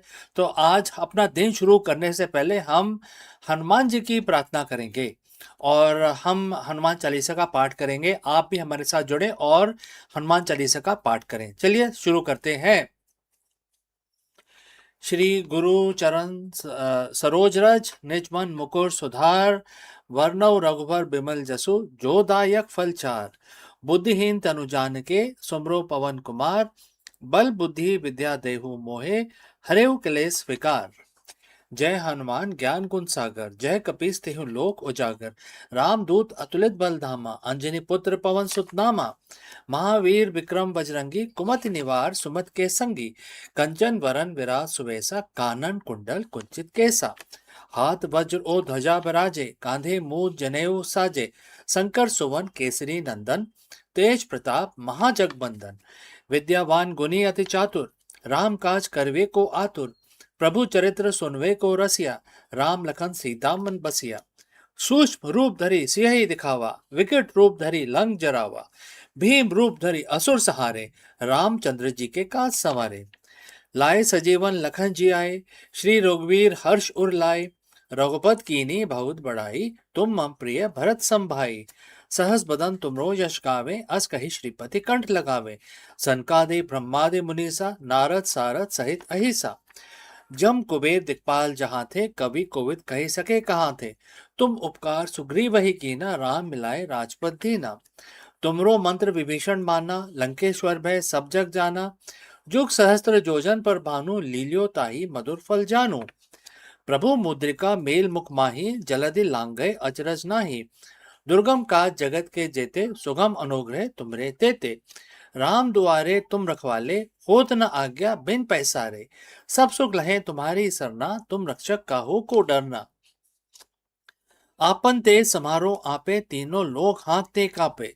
भूत पिशाच निकट नहीं आवे, महावीर जब नाम सुनावे। नासे रोग हरे सब पीरा, जपत निरंतर हनुमत बीरा। संकट ते हनुमान छुड़ावे, मन क्रम वचन ध्यान जो लावे। सब पर राम तपस्वी राजा, तिनके काज सकल तुम साजा। और मनोरथ जो कोई लाए, सोई अमित जीवन फल पाए। चारों युग प्रताप तुम्हारा, है प्रसिद्ध जगत उजियारा। साधु संत के तुम रखवाले, असुर निकंदन राम दुआरे। अस सिधि नौ निधि के दाता, असवर दीन जानकी माता। राम रसायन तुमरे पासा, सदा रहो रघुपति के दासा। तुमरे भजन राम को पावे, जन्म जन्म के दुख बिसरावे। अंत काल रघुबर पुर जाई, जहाँ जन्म हरि भक्त कहाई। और देवता चित न धरे, हनुमत से सब सुख करे। संकट कटे मिटे सब पीरा, जो सुमरे हनुमत बलबीरा। जय जय जय हनुमान गुसाई, कृपा करो गुरुदेव की नाई। जो सतपार पाठ कर कोई, छूटे बंदी महासुख होई। जो ये पढ़े हनुमान चालीसा, होए सिद्धि साकी गौरी सा। तुलसीदास सदा हरिचेरा, कीजे नाथ हृदय में डेरा। पवन तनय संकट हरन, मंगल मूरत रूप। राम लखन सीता सहित हृदय बसो सुरभू।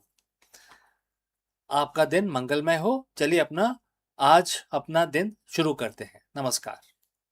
The idea of robots living alongside us has been belonged to the realm of science fiction.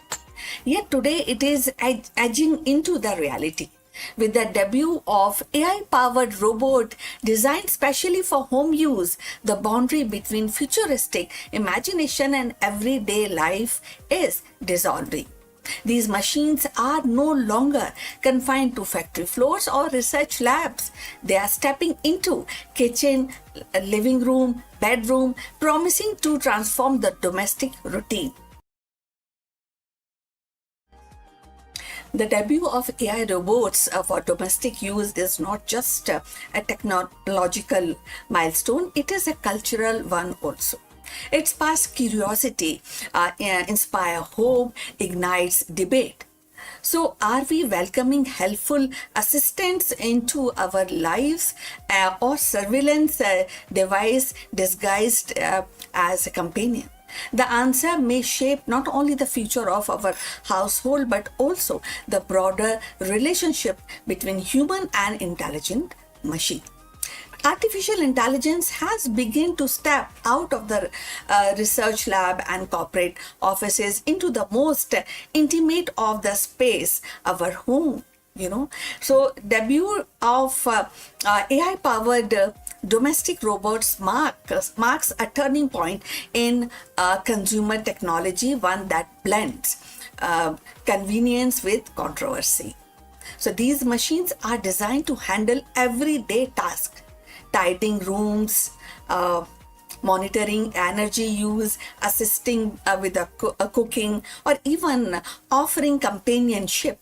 And this appeal lies in the promise of freeing up time, reducing household stress, and creating a seamless, smart living environment. For many consumers, the idea of robot that can anticipate the need and act automatically and feel natural is the next step after smart speakers and connected appliances. Yet, that excitement is tempered by uneasy, and that is privacy debate over flared almost immediately. Unlike a vacuum robot that simply mop your floor plans, and these new AI robots can equipped with advanced sensory cameras, microphones. So they don't just clean, they observe, interpret, and learn. That means that they are constantly collecting data from household routine, personal habits, even private conversations. So for some, this feels like inviting a surveillance device into the living room. The questions become: who owns that data and how securely it is stored? So if you have reached this far, please inform us from which city you have tuned in and in which language you are watching this video. This will determine the reach of our channel. So going forward, the consumer interest is undeniable. Early demonstrations have drawn crowds, and pre-orders suggest a strong demand.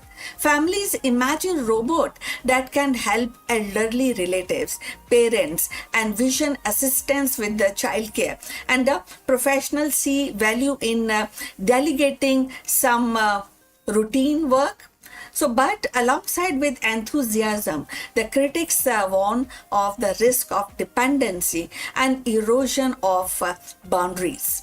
So, if a robot can recognize emotions, respond to the stress, and adapt to the personal preferences, does it cross into the territories of replacing human interaction? So, and if the companies monetize the insight gathered from these robots, does the home cease to be a private sanctuary? So this tension between innovation and intrusion defines the current debate. On one hand, AI robot for home use could actually revolutionize the domestic life. It can provide easiness in the domestic life, making home safer, more efficient, and more responsive. On the other hand, they raise profound ethical questions about autonomy, consent, and surveillance.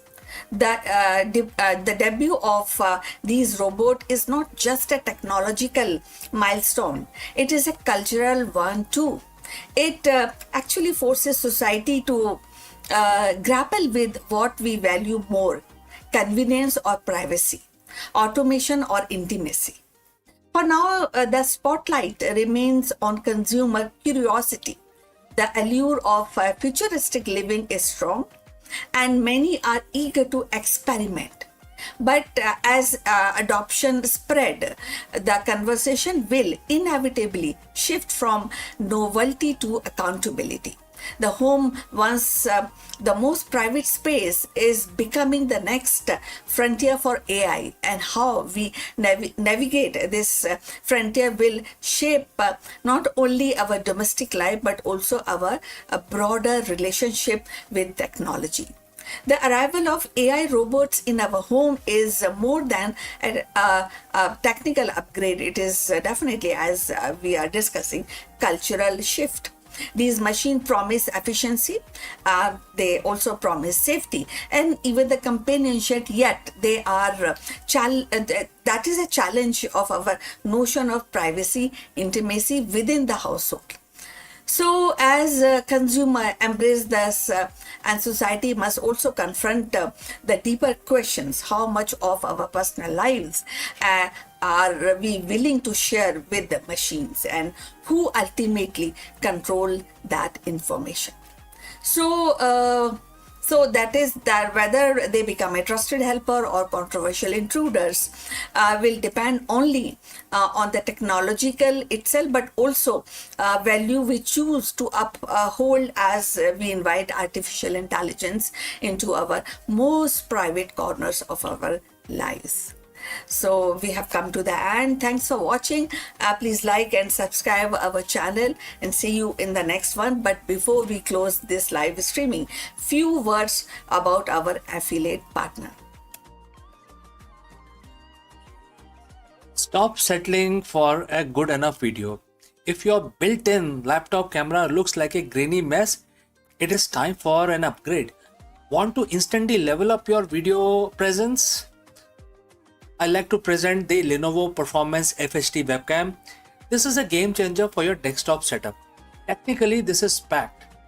It has a very sensitive RGB sensor, very crisp photographs it takes. Also comes with 2 microphones on board, which helps you to record very clear voice in stereophonic format.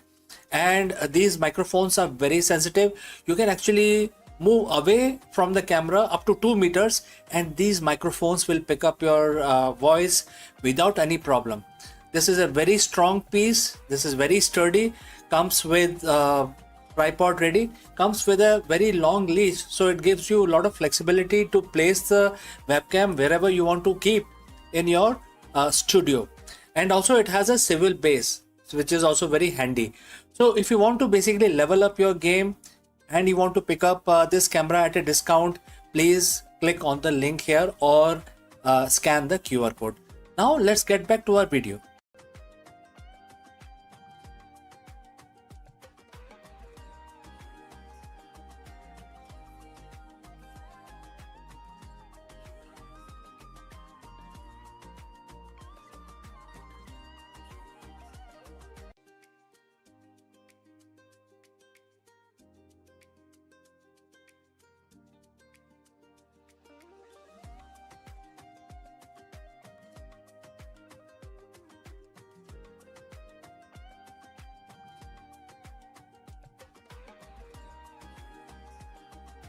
The resume is fading and the algorithms are rising.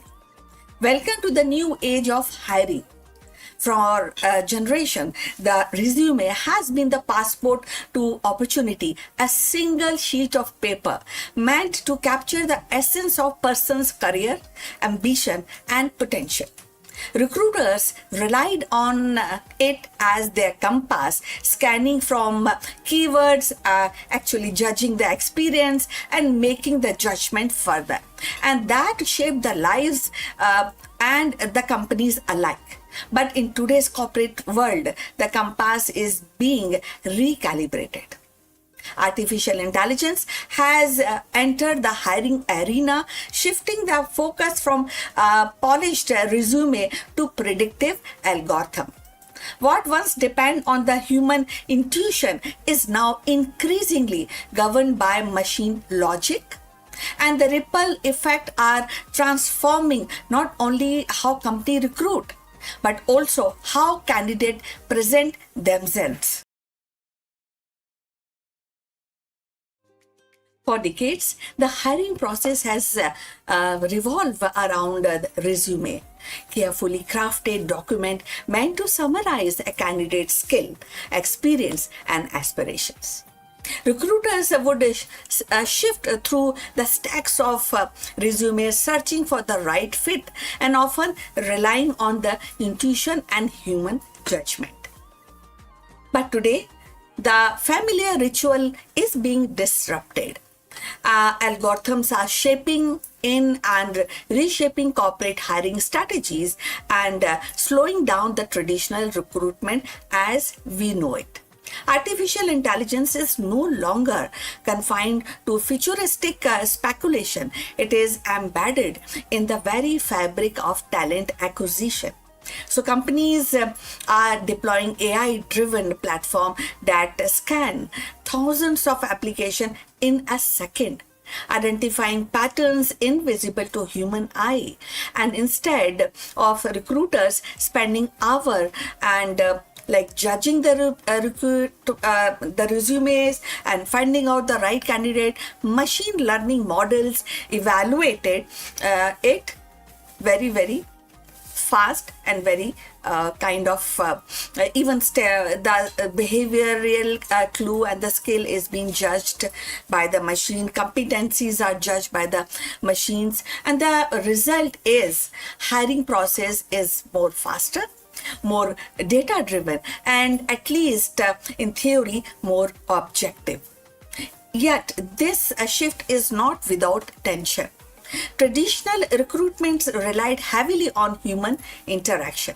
The handshake at the interview, the nuances, reading of a candidate's personality, the gut feeling that someone might be a cultural fit. AI challenges this by reducing the process in qualifying metrics. So algorithm can rank candidate by predictive job preferences, but they cannot replicate the warmth of human connection. And this raises a profound question. Are we hiring people or are we hiring data points?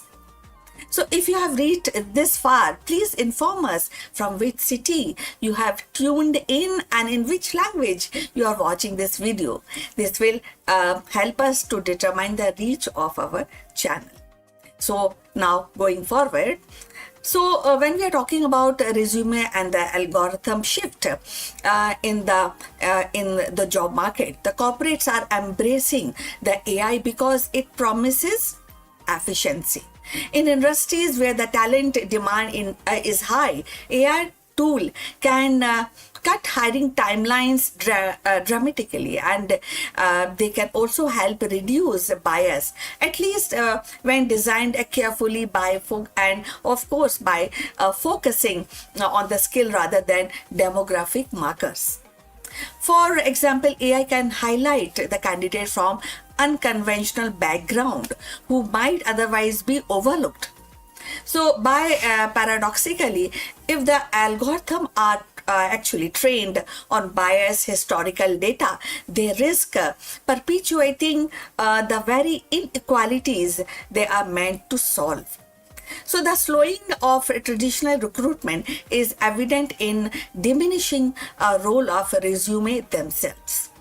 So increasingly, the companies are actually finding this easy, and the companies are also asking candidates to demonstrate the skill through online assessment, coding challenges, and or sometimes gamified test. An AI system then evaluate these results often before a human recruiter even see the candidate's name. So the resume, once the centerpiece of hiring, is becoming a supportive document at the best. And this transformation also changes the role of recruiters. Instead of manually screening resume, recruiters are becoming interpreters of AI insight. So this is how the job market is evolving. Their job is shifting towards relationship building, employers branding, and ensuring that the human element is not lost in the set of algorithm. In this sense, AI is not eliminating recruiters, it is redefining their responsibilities. For job seekers, the implications are profound, very high. So, and I think you're also aware of this change in the market.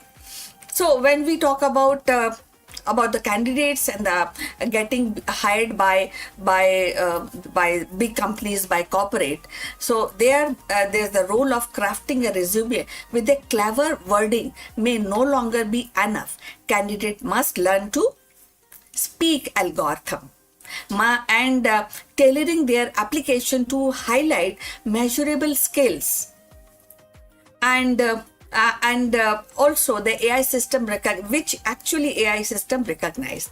At the same time, they must prepare for the recruitment journey that feels less personal, more automated, and sometimes opaque. Transparency is how these algorithms work and will be crucial to the meaning of trust for hiring also. Ultimately, the rise of AI is hiring kind of a balance, a story of a balance, you know. The efficiency and the scales are undeniable, definitely an advantage, but they must be they also weigh against the fairness sometimes, and maybe you can say more on empathy, or sometimes you may feel that they are less empathic. So the human judgment is not there that much, which was there earlier. The future of recruitment will likely to be hybrid, you know, algorithm handling the heavy lifting of the data analysis, and while the human provide the nuances, the context, and the compassion that machine cannot replicate. So when we say that algorithm over resume, we are not just describing a technological shift. We are witnessing a cultural transformation, and that is also at the same time how company define talent, how individual present themselves, and how society negotiate the line between human intuitions and machine precision. So the resume may not disappear entirely, but its reign as the king of hiring is definitely ending. In its place, the new era of emerging, one where the algorithm and the human must learn to collaborate in the delicate art of choosing what we get in the job, you know. So in the end, the rise of AI in recruitment is not simply a technical actually shift or a technical upgrade. It is a cultural turning point. The resume, once the centerpiece of professional identity, is being overshadowed by algorithms that promise speed, scale, and sharper insight. Yet the human element remain irreplaceable. You know, the company will need a strike, definitely a delicate balance, letting machine handle the data while the people preserve the empathy, the intuition, and nuances that define meaningful work in relationship. So as we move forward, the question is not whether algorithm will replace the resume, but how human and machine will collaborate to redefine the hiring means. So the future of recruitment will be less about polished documents and more about demonstrated skills, adaptability, and authenticity. And in that the future success will belong to the organization that embrace the technology without losing sight of humanity. So we have come to the end. Thanks for watching. Please like and subscribe our channel, and we'll see you in next one. Before we close this video, few words about our affiliate partner. Stop settling for a good enough video. If your built-in laptop camera looks like a grainy mess, it is time for an upgrade. Want to instantly level up your video presence? I like to present the Lenovo Performance FHD webcam. This is a game changer for your desktop setup. Technically, this is packed. It has a very sensitive RGB sensor, very crisp photographs it takes. Also comes with 2 microphones on board, which helps you to record very clear voice in stereophonic format. And these microphones are very sensitive. You can actually move away from the camera up to 2 meters, and these microphones will pick up your voice without any problem. This is a very strong piece. This is very sturdy. Comes with tripod ready. Comes with a very long leash, so it gives you a lot of flexibility to place the webcam wherever you want to keep in your studio. And also it has a swivel base, which is also very handy. So if you want to basically level up your game and you want to pick up this camera at a discount, please click on the link here or scan the QR code. Now let's get back to our video.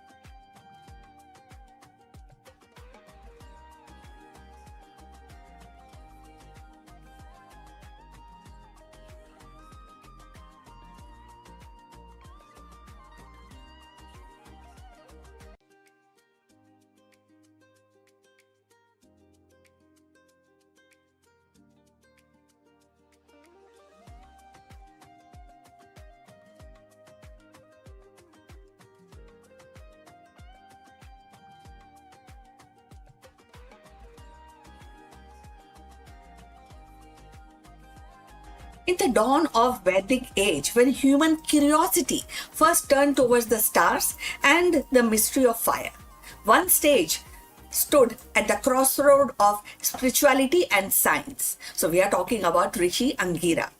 He became a pioneer of knowledge system that shaped Indian knowledge system and the thought that stayed for millennia. Angiras looked at fire not merely as a ritual but as a very essence of energy, transformative, purifying and eternal.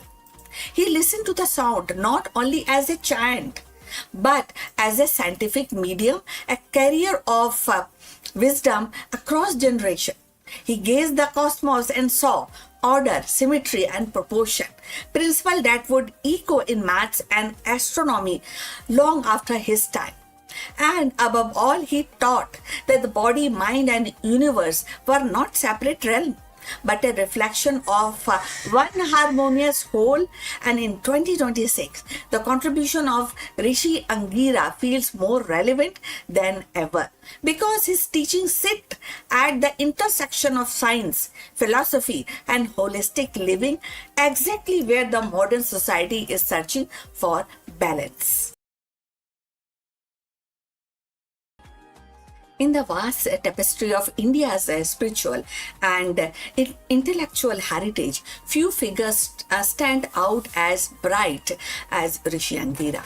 Counted among the Saptarishi, he was not only a seer of divine truth, but also a pioneer where the insight laid the foundation of astronomy and mathematics and definitely the sound and how to actually handle the sound, and the holistic philosophy. His legacy reminds us that the root of science and spirituality in India are deeply intertwined.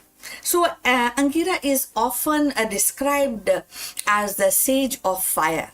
In Rig Veda, his hymn of Agni reveals a profound understanding of fire, not merely a physical phenomena, but as a universal principle of energy, transformation, and purification. Fire consume and transform, and also that. So it transform into kind of a energy, and it also into purifying, and in this whole process a renew idea that resonate with the modern science notion of energy conservation and thermodynamics. For Angira, the Agni or the fire was both a deity and a metaphor. The eternal flame that linked the material world with the cosmic order. His vision of fire as energy linked to the transformation and purification, and that even resonate today also, and we that also focus on renewable energy and sustainable practices. So Angira reminds us that the energy is not just a resource, but a principle of harmony. So today we are keen regarding energy and sustainability, aren't we? So, but Angira's vision extended far beyond fire. He was deeply engaged with the cosmos and observing the star and the cycle of time. His association with the Rishi constellation reflect the Vedic tradition of linking sage to celestial bodies. In this way, Angira helped establish astronomy not merely as a tool, but for a ritual, but a science of cosmos rhythm. His teaching emphasized that the heavens were not a distinct mystery, but a living pattern guiding human life. Now in 2026, with the space exploration and AI-driven astronomy advancing rapidly, his emphasis on cosmos rhythm and the cycle offers a philosophical ground and seeing the universe not as a chaos, but as an order pattern we have learned from. So, if you have reached this far, please inform us from which city you have tuned in and in which language you are watching this video. That will that will help us to determine the reach of our channel. So going forward on Angira, perhaps his most enduring contribution was in the realm of sound and knowledge transmission. So Angira recognized that the sound or shabd, that's what we call in Hindi, was and they are actually more vibration. It's more a vibration, and it has a scientific medium for preserving and transmitting the wisdom. In the age before the writing, he developed the method of oral transmission that relied on rhythm, repetition, and precise articulation. And this system ensured that the Veda could be memorized and passed down flawlessly across a generation. So in a modern term, Angira pioneered into science of memory, science of sound, and blending linguistic and phonics and the pedagogy into one. And even now in the age of digital communication, Angira's recognition of sound or shabd, that's what we call in Hindi, as a scientific medium, and that mirrors how we use data transmission today. His oral method of preserving knowledge and anticipating the importance of precision is definitely very much relevant in information system. So his hymn also reveal a fascinating with order, symmetry and proportion. So ritual were not a random act but a carefully measured sequences reflecting mathematical precision, and this emphasis on structure influenced later in Indian tradition in maths, and where the proportion and the balance became the guiding principle. So in Angira's worldwide view, the maths was not an abstract, it was a language of harmony, in a way the mirror the cosmos into human practice. His focus on order, symmetry, and proportion aligned with the modern mathematics and coding and design thinking, where the structure and the balance are essential for innovation. So equally important was his teaching on balance between body, mind, and cosmos. So Angira saw human being as a microcosmos of universe. Just as a fire purifies and a star guide, so too our individual alignment in their inner energy of us and yours inner energies with the rhythm of nature. So this holistic vision foreshadowed the Ayurveda and other Indian science that emphasize equilibrium as the key of health and wisdom. Perhaps most importantly, his teaching that body, mind, and cosmos must remain in equilibrium and speaks directly to 2026 challenges of mental health and environment crisis and technological actually the overload.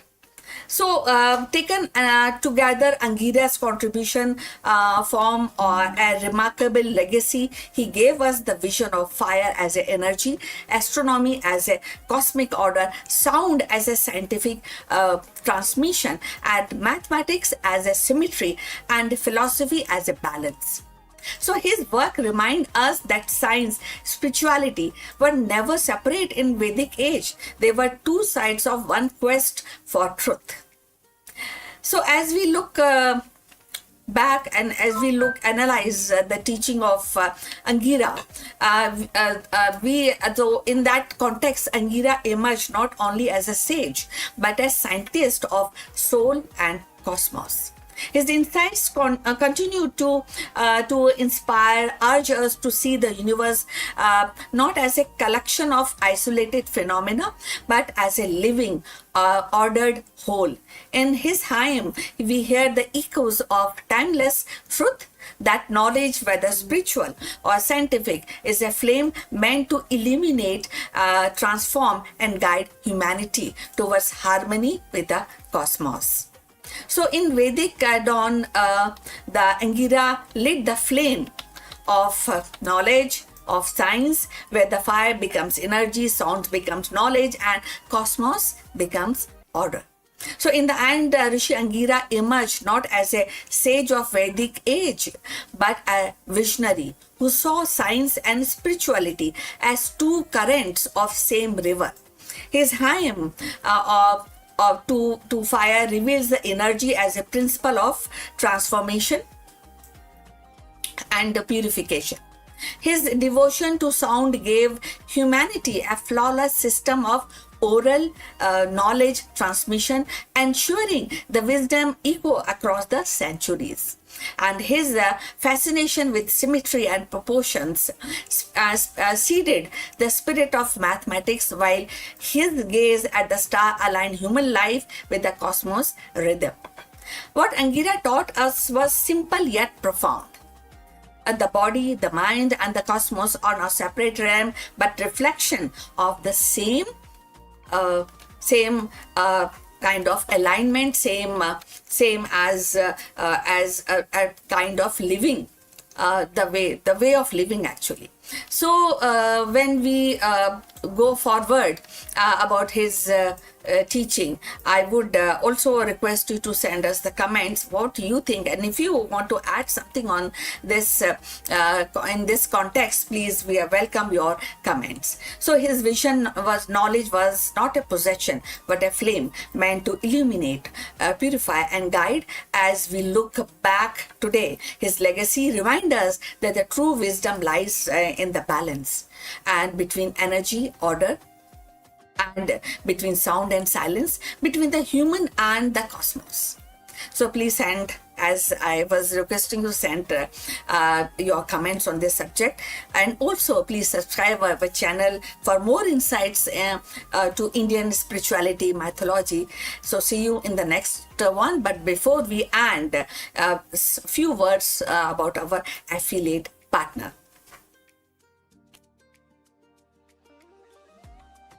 Stop settling for a good enough video. If your built-in laptop camera looks like a grainy mess, it is time for an upgrade. Want to instantly level up your video presence?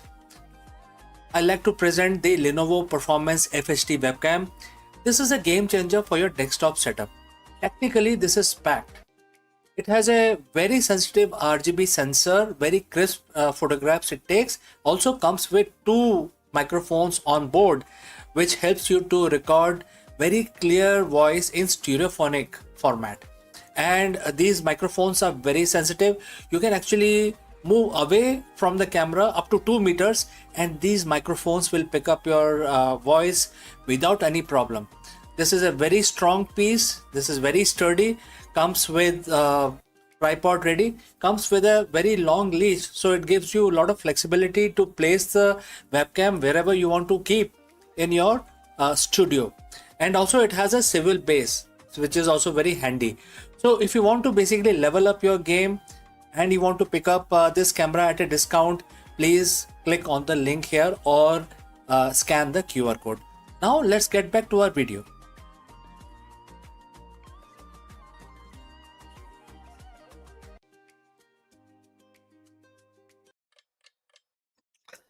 नमस्कार दोस्तों, अब हम देवी जी का पूजा करेंगे। रेसाइटेशन एक छोटा सा मंत्र है, 11 दफा करेंगे। हर रोज की तरह अपना दिन शुरू करेंगे, प्रारंभ करेंगे भगवान की स्तुति करके। तो हाथ जोड़ लीजिए, नमन कर लीजिए मेरे साथ और 11 दफा इस मंत्र का हम उच्चारण करेंगे। ओम श्री ह्रीं क्लीं श्री सिद्ध लक्ष्मी नमः। ओम श्री ह्रीं क्लीं श्री सिद्ध लक्ष्मी नमः। ओम श्री ह्रीं क्लीं श्री सिद्ध लक्ष्मी नमः। ओम श्री ह्रीं क्लीं श्री सिद्ध लक्ष्मी नमः। ओम श्री ह्रीं क्लीं श्री सिद्ध लक्ष्मी नमः। ओम श्री ह्रीं क्लीं श्री सिद्ध लक्ष्मी नमः। ओम श्री ह्रीं क्लीं श्री सिद्ध लक्ष्मी नमः। ओम श्री ह्रीं क्लीं श्री सिद्ध लक्ष्मी नमः। ओम ह्रीं श्रीं क्लीं श्री सिद्ध लक्ष्मी नमः। ओम श्री ह्रीं क्लीं श्री सिद्ध लक्ष्मी नमः। तो हमारी स्तुति समाप्त हुई। आपका दिल मंगलमय हो, इसी कामना के साथ इस वीडियो को अब यहीं समाप्त करते हैं।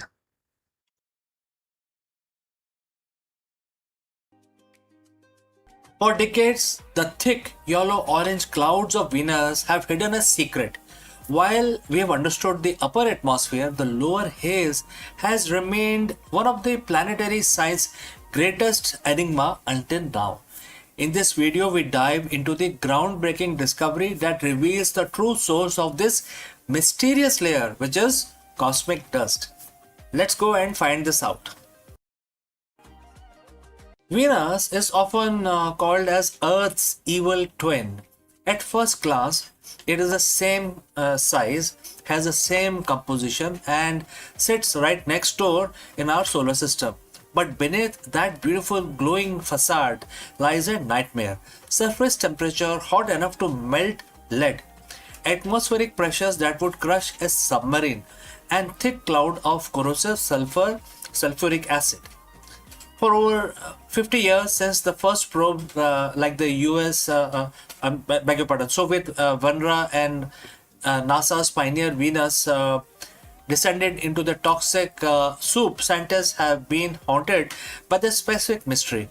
Most of the Venus's clouds sit between 47 and 70 kilometers up, but deep below that, below the cloud cover in the lower haze, there is a layer of mysterious particles that shouldn't be there by all accounts.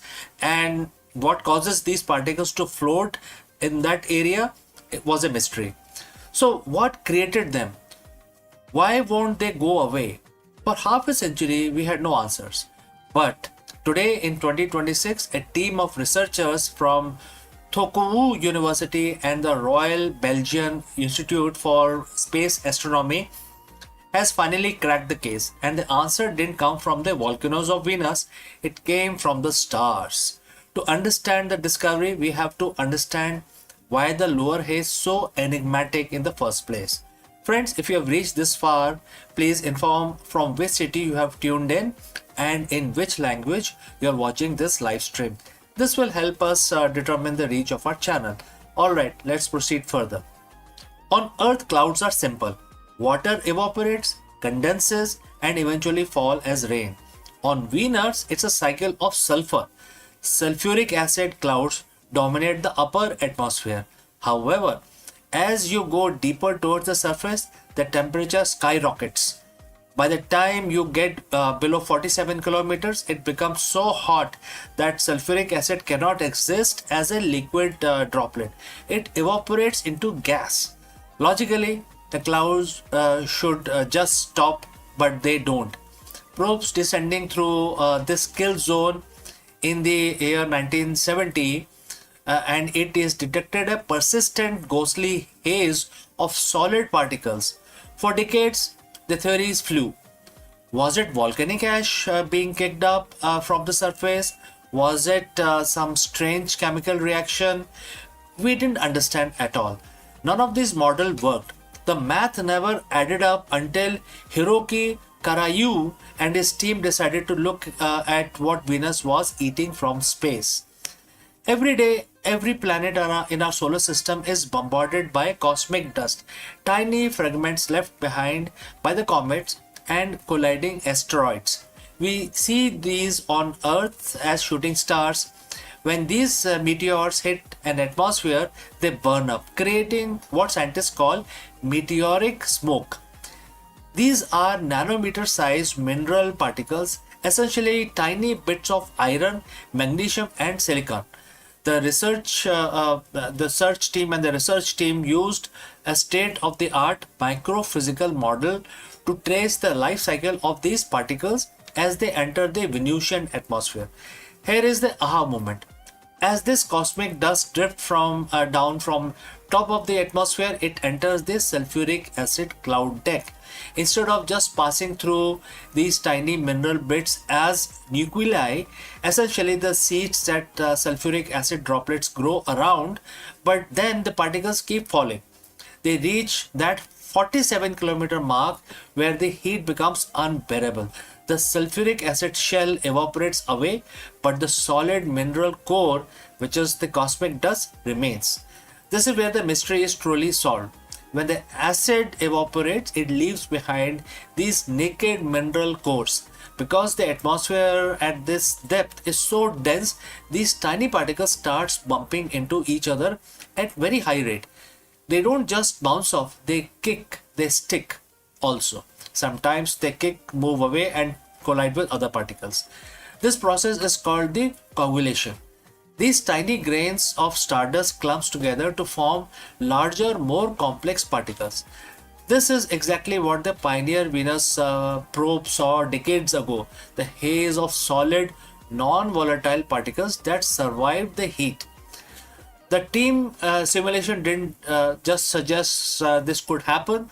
The result matched the decade-old data from Venera and the Pioneer probes with startling accuracy.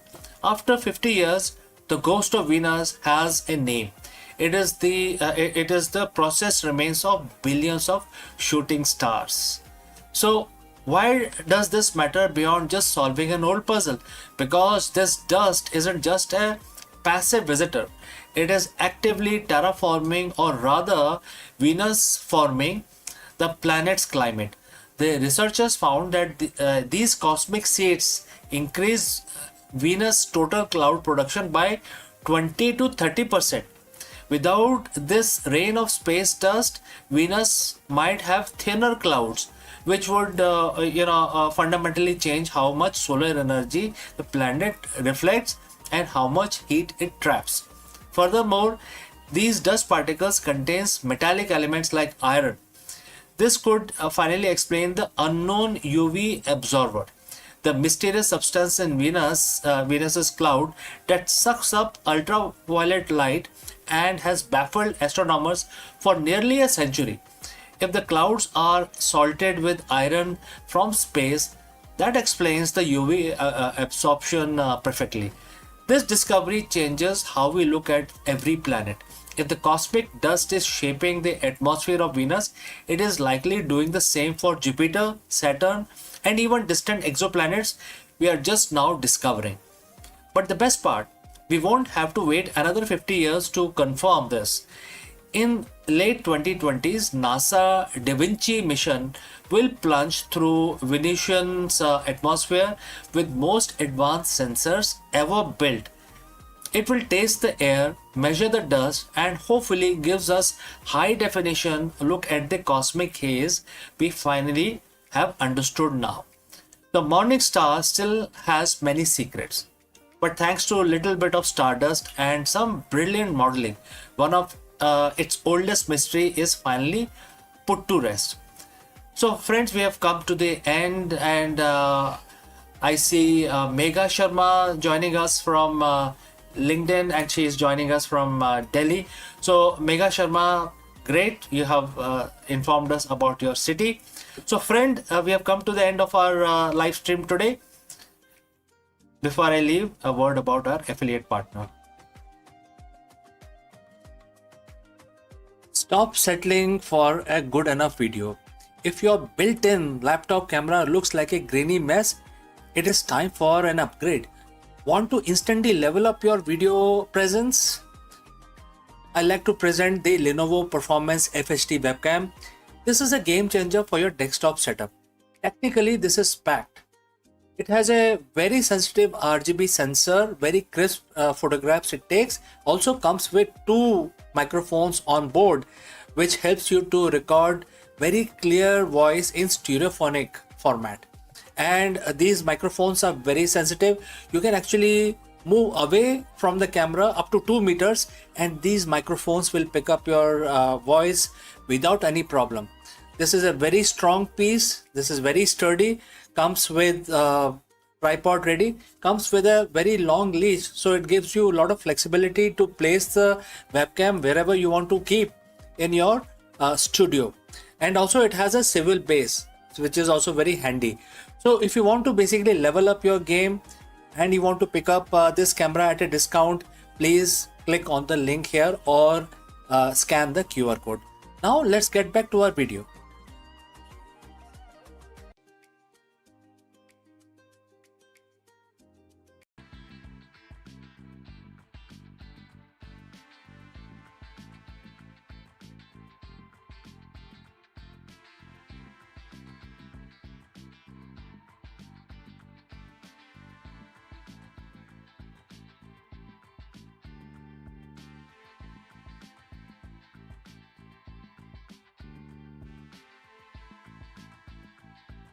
Hello friends, let me ask you, are you striving for perfection or are you seeking the essence of the leadership? It's a very profound question, and therefore to answer this, we dive deep into one of the most profound leadership lessons from Bhagavad Gita. While many CEOs focus on KPIs, scaling and operational perfection, the Gita reveals a deeper level of mastery that only a fraction of leaders ever reach. How this works? Let's explore this further. To most CEO spending their entire lives, climbing the ladder. They climb the corporate ladder, they climb the revenue charts, and they climb the industry rankings. But here is the uncomfortable truth. reaching the top of the mountain is not the same thing as mastering the mountains. In the world of high-stake business, we are obsessed with perfection. We want perfect systems, perfect quarters, and perfect products. But ancient wisdom suggests that the perfection is merely the entrance fee. It is not the final destination. Thousands of years ago, on a battlefield of a different kind, Bhagwan Krishna spoke a verse that serves as a startling wake-up call for the modern leaders. And this is mentioned in Bhagavad Gita, chapter 7, verse 3. And it says, quote starts, among the thousands of men, hardly one strive for perfection, and of those who strive and succeed, hardly one knows me in essence. Quote close. Today we are going to look at why most leaders stop at the first half of that verse, and why the essence is the secret to the world's most enduring legacies. So friends, if you have reached this far, please inform us from which city you have tuned in and which language you are watching this video. This will help us determine the reach of our channel. Alright, let's proceed further. Let's look at the first part of the verse. Bhagwan Krishna acknowledges that even striving for perfection is rare. In business, striving for perfection is what we call the operational excellence. It is the Six Sigma, the lean management, the 80-hour work week. Out of the thousands of entrepreneurs, only a handful actually have the discipline to build a perfect machine. If you are a CEO, you are likely mastered this. You know how to optimize, you know how to win, etc., etc. But here is a trap. The perfection is static. Perfection is about following the rules of the game better than anyone else. And if you strive for perfection, you are a master of the mechanics, but you are not yet master of the essence. Most CEO get stuck here because the rewards for perfections are high. You get the bonuses, accolades, and the market share. You think you made it, but the Gita warns us that this is the only first filter. Now the second half of the verse, quote starts, even amongst those who have attained the perfection, hardly a soul understand me in essence. Quote close. For a CEO, what is this essence? If perfection is how, essence is the why, and if perfection is the form, essence is the force. Think of the difference between CEO who builds a successful phone company and someone like Steve Jobs. Thousands could be build a functional smartphones, etc. That is perfection. But Jobs understood the essence of human connection and beauty, and that is the essence. In Sanskrit, this is known as tattva. Now let's discuss about how to understand the essence. Seeing the invisible is the first aspect of understanding. Knowing the pulse of your culture when you aren't in the room. That is such a key here. Knowing the pulse of your culture when you're not even watching, right? Number two is predicting the shift. Understanding the fundamental laws of human desire before the data shows them. Third is detached action. Leading with a sense of purpose that isn't tied to the ego of the result, right? Most leaders miss this because they are too busy looking at the success. They are blinded by their own brilliance. Why is it that hardly one understands the essence? Because understanding the essence requires unlearning. To reach the perfection, you need a strong ego. You need to believe you are the smartest person in the room. But to understand the essence, you must surrender the ego. You have to admit that the business doesn't move because of you, but through you. In the Gita, Bhagwan Krishna is the source of all the things. In business, the essence is the fundamental truth of your industry and your impact on humanity. When a CEO understands the essence, they stop reacting to competitors, they start responding to the truth, they move from managing people to moving souls. So ask yourself today, where are you on this path? Are you the one of the thousands who hasn't yet started the journey towards perfection? Or are you among the successful few who have built a perfect machine but feels like something is still missing? The Gita doesn't tell us this is, to discourage us. It tells us this to show how much more is possible. The greatest leader in history, the one who we talked for centuries, were the ones who moved past the how and touched the essence. They didn't just build the companies; they understood the fundamental laws of universe and applied them to their work. Your challenge this week, therefore, is look past your spreadsheet, look past your KPI, ask yourself, what is the essence of what we are doing here?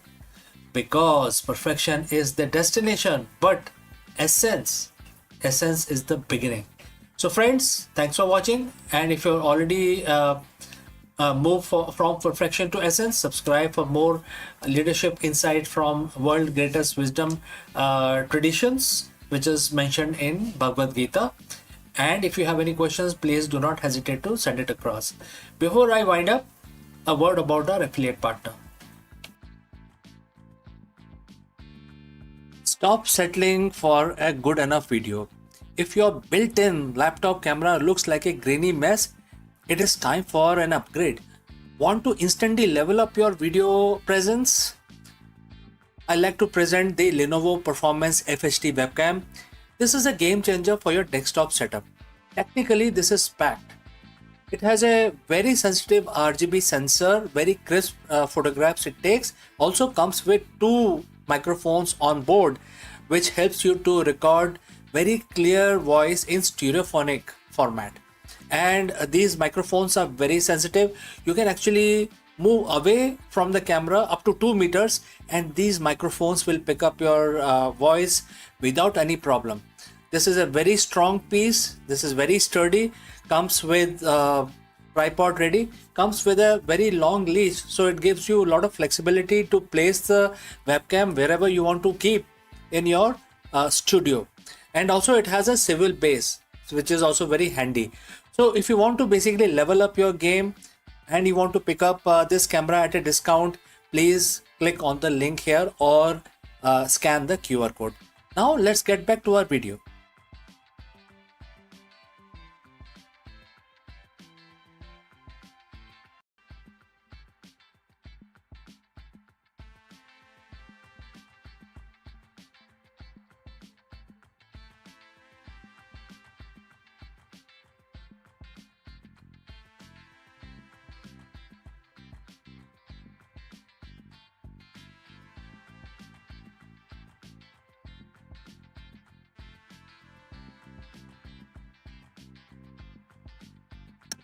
Hello friends, the month was June, year was 2024.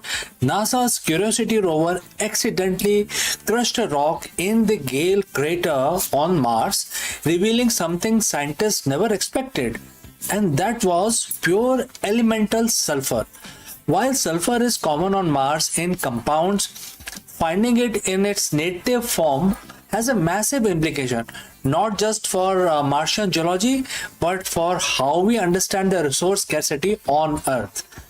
Let us go and discuss this further. Nearly 2 years ago, in month of June, NASA Curiosity rover was doing what it does best, exploring the channels in the Gale crater.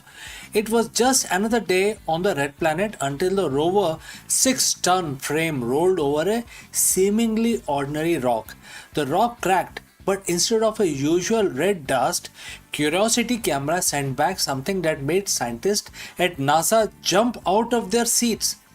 Inside the shattered stone was a cluster of bright yellow crystals, pure elemental sulfur. Now you might be thinking, so what? We have sulfur on Earth, but here is the thing. While Mars is covered in sulfates, which is sulfur mixed with other elements, scientists had never seen a pure sulfur on the planet before. It wasn't supposed to be there. This discovery was a geological impossible find. But while the scientists are geeking out over the chemistry, energy analysts back on Earth starting doing a different kind of math, because right now in 2026 sulfur isn't just a yellow rock. It has become one of the most critical material for the future of our planet's energy. So friends, if you have reached this far, please inform us from which city you have tuned in and in which language you are watching this video. This will help us determine the reach of our channel. Now let's proceed further. To understand why a rock on Mars matters to your power bill, we have to look at what's happening on Earth right now. Well, there is a global crisis, especially in 2026, especially related to sulfur. For decades, we took sulfur for granted. On Earth, we didn't mine sulfur directly anymore. We get it as a byproduct of refining oil and natural gas. But as the world shifts towards green energy, we are refining less fossil fuel. At the same time, demand is skyrocketing. In early 2026, we hit a triple supply shock. Number one, Middle East conflict. Blockades in the Strait of Hormuz have cut off 45% of the world's seaborne sulfur trade. Number two, export bans. Major producers like Russia, China, and Turkey have extended export bans to protect their own domestic supply. Number three, the price spike. In just the last few months, sulfur price have surged by nearly 40% in the US and over 70% in some of the Asian markets. In Indonesia and in the DRC, the cost to process the metal we need for batteries has now nearly doubled because sulfur, specifically sulfuric acid, has become so expensive. We are in a structural bull market for sulfur that most people didn't see coming. This is where the Martian discovery gets interesting. Why do we need so much sulfur? It's not just for the fertilizers anymore. It's for the holy grail of energy storage, which is lithium sulfur batteries, LIS. The standard lithium ion battery are great, but they are reaching their physical limits. LIS batteries, which is lithium sulfate, however, are the next frontier. They can potentially hold 5 times more energy than the batteries in your phone or Tesla today. NASA themselves have been developing these for Mars mission because they are lighter and much more powerful. But there is a catch to making these batteries at a global scale. We need massive, stable supply of highly purified sulfur. And right now, Earth's supply is shrinking just as the battery demand is accelerating with dual engines. When Curiosity found a literal field of pure sulfur on Mars, it proved that the universe can create massive concentrated deposits of this material without the need for the biological life or petroleum-based refining. Now, I'm not saying that we are going to start shipping sulfur back from Mars tomorrow. The shipping cost would be astronomical. But the discovery changes the Martian economy. If humans are going to live on Mars, we need in situ resource utilization, or ISRU. This means using what's already there.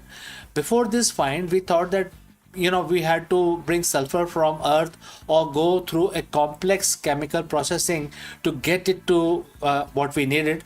Now we know there are literal piles of yellow gold just sitting on the surface. For batteries, we could build energy storage on Mars using local materials. For rocket fuel, sulfur can be a key component in chemical processing.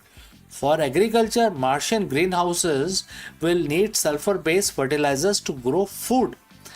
This discovery effectively de-risks the cost of human expansion. It turns Mars from a scientific curiosity into a viable industrial outpost. So how does the Curiosity sulfur find shake Earth market? It serves as a massive wake-up call. It reminds us that the sulfur is no longer just a byproduct or a waste material. It is now a critical energy material. The fact that NASA is finding pure sulfur on another planet while we are struggling with sulfur squeeze here on Earth highlights a massive shift in our global economy. Companies are no longer looking at sulfur as a cost item. They are looking at it as an investment item. We are seeing a move towards solid state batteries and recycling technologies that treat sulfur as a precious resource. Curiosity's happy accident in Gale crater isn't just a win for geology. It is a glimpse into future where the resources of the red planet might just be the blueprint for the survival of the green planet. The next time you look at the Mars, don't just see a desert, see a laboratory, see as a mine, and see the fuel for the next century of human progress. I'm CK. Thanks for watching. If you have any questions, please do not hesitate to send it across. Before I go, a word about our affiliate partner. Stop settling for a good enough video. If your built-in laptop camera looks like a grainy mess, it is time for an upgrade. Want to instantly level up your video presence? I like to present the Lenovo Performance FHD webcam. This is a game changer for your desktop setup. Technically, this is packed. It has a very sensitive RGB sensor, very crisp photographs it takes. Also comes with two microphones on board, which helps you to record very clear voice in stereophonic format. And these microphones are very sensitive. You can actually move away from the camera up to 2 meters, and these microphones will pick up your voice without any problem. This is a very strong piece. This is very sturdy. Comes with tripod ready. Comes with a very long leash, so it gives you a lot of flexibility to place the webcam wherever you want to keep in your studio. And also it has a swivel base, which is also very handy. So if you want to basically level up your game and you want to pick up this camera at a discount, please click on the link here or scan the QR code. Now let's get back to our video.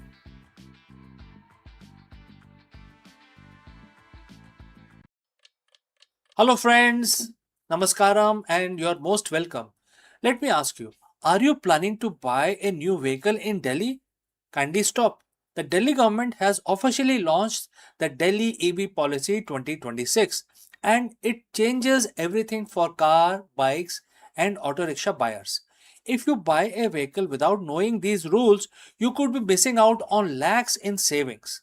In this video, we break down the most ambitious electric vehicle roadmap in Indian history. From tax-free electric cars to massive purchase subsidies, we cover exactly how this policy impact your pocket, your next vehicle purchase, etc. Let's go. As of July 1st, 2026, which is yesterday, the entire landscape of vehicle ownership in our capital has changed permanently. The Delhi government has officially notified the Delhi Electric Vehicle Policy 2026. This isn't just another government circular. It is arguably the most aggressive, comprehensive roadmap for electric mobility as we have ever seen in India.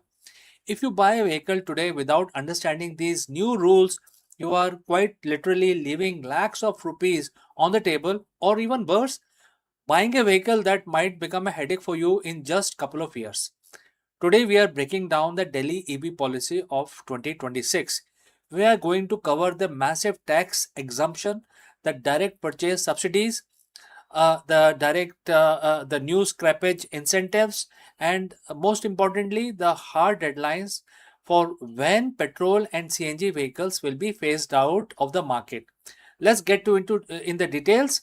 But if you have reached this far, please inform us from which city you have tuned in, and this will help us determine the reach of our channel. All right, let's continue. First, let's talk about the scope. This policy is effective from July 1st, 2026 and stays in force until March 31st, 2030.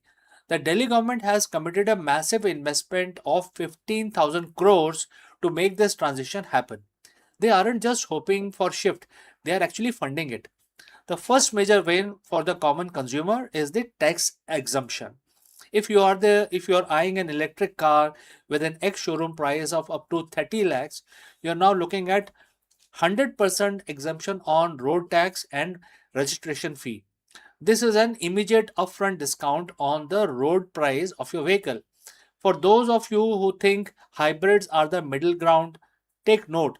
Government has clearly stated that the policy for pure battery electric vehicle only, which is about the tax exemption. Hybrids are not eligible for those subsidies. For the two-wheeler and three-wheeler segment, the incentives are tiered, encouraging early adoption. For electric two-wheeler, the subsidy is rupees 30,000 in the first year, dropping to 20,000 in the second year and 10,000 in the third year. The message is very clear. The government wants you to switch now.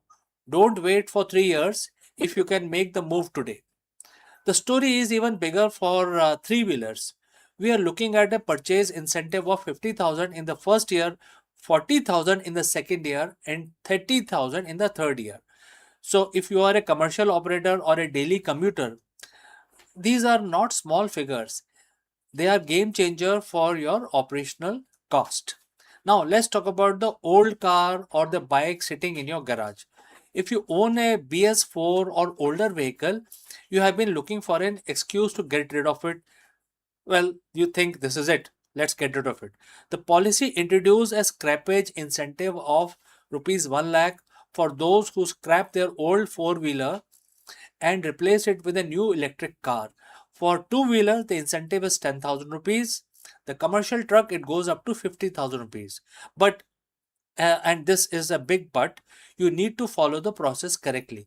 You need to obtain a certificate of deposit of your scrapped vehicle and purchase your new EV within a specific window to claim these benefits. These payments will be processed via direct benefit transfer or DBT directly into your bank account. So ensure your documentation is seamless. Why is this titled Don't Buy Before Watching This? Because the window for conventional fuel is simply closing. From January 1st, 2027, you will only be able to register an electric auto rickshaw in Delhi.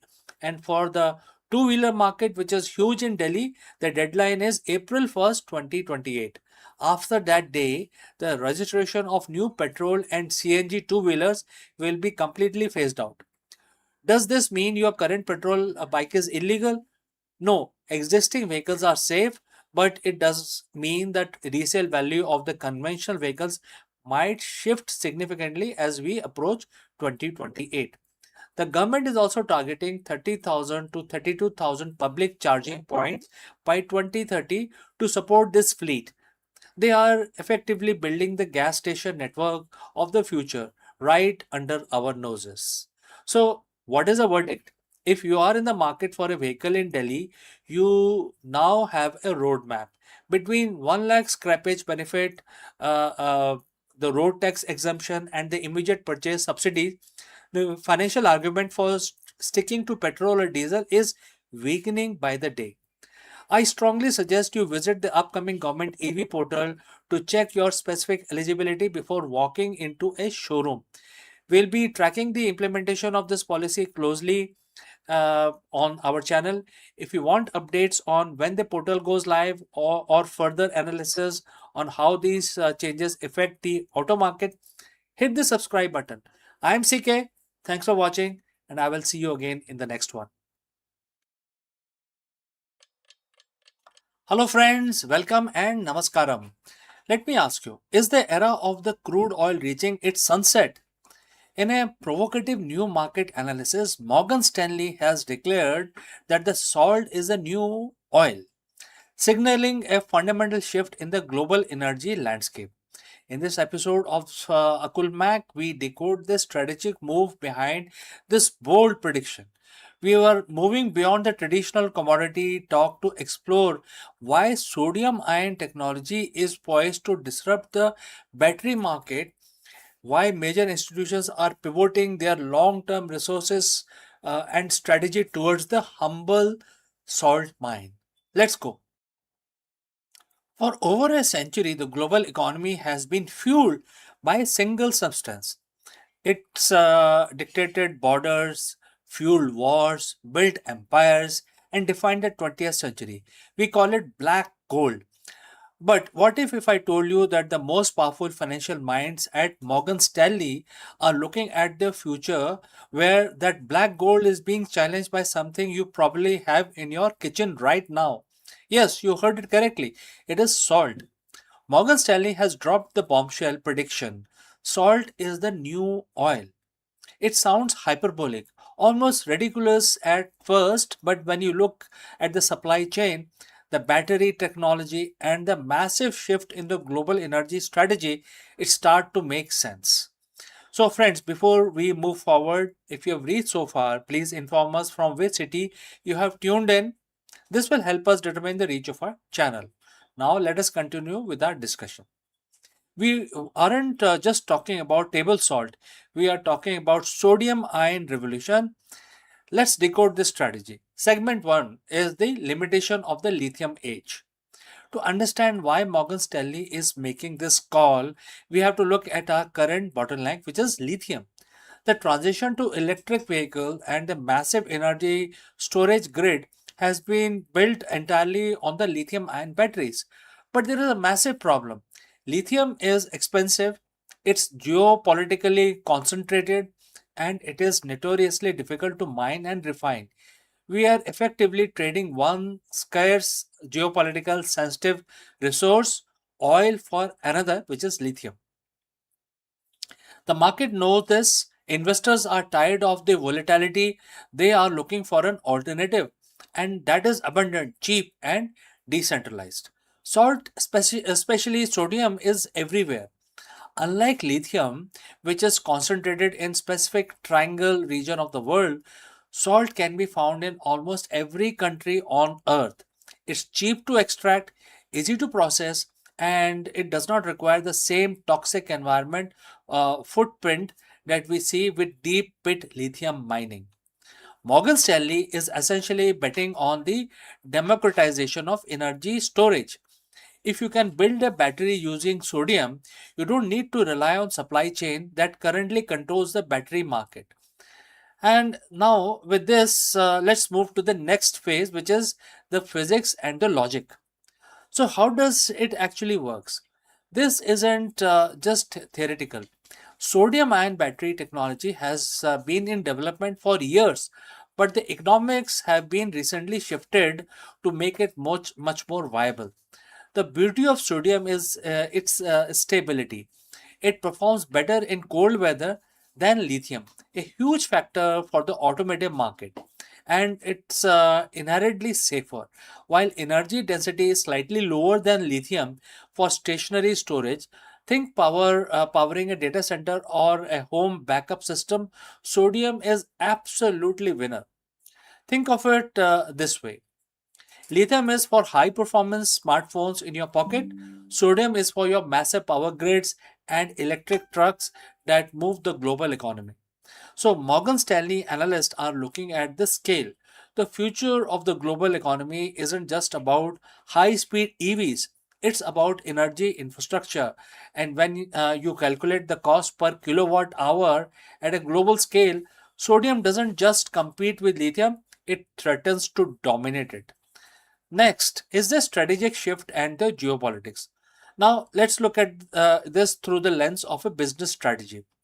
When a major institution like Morgan Stanley makes a prediction like this, they aren't just talking about batteries, they are talking about reshuffling of the global balance of power.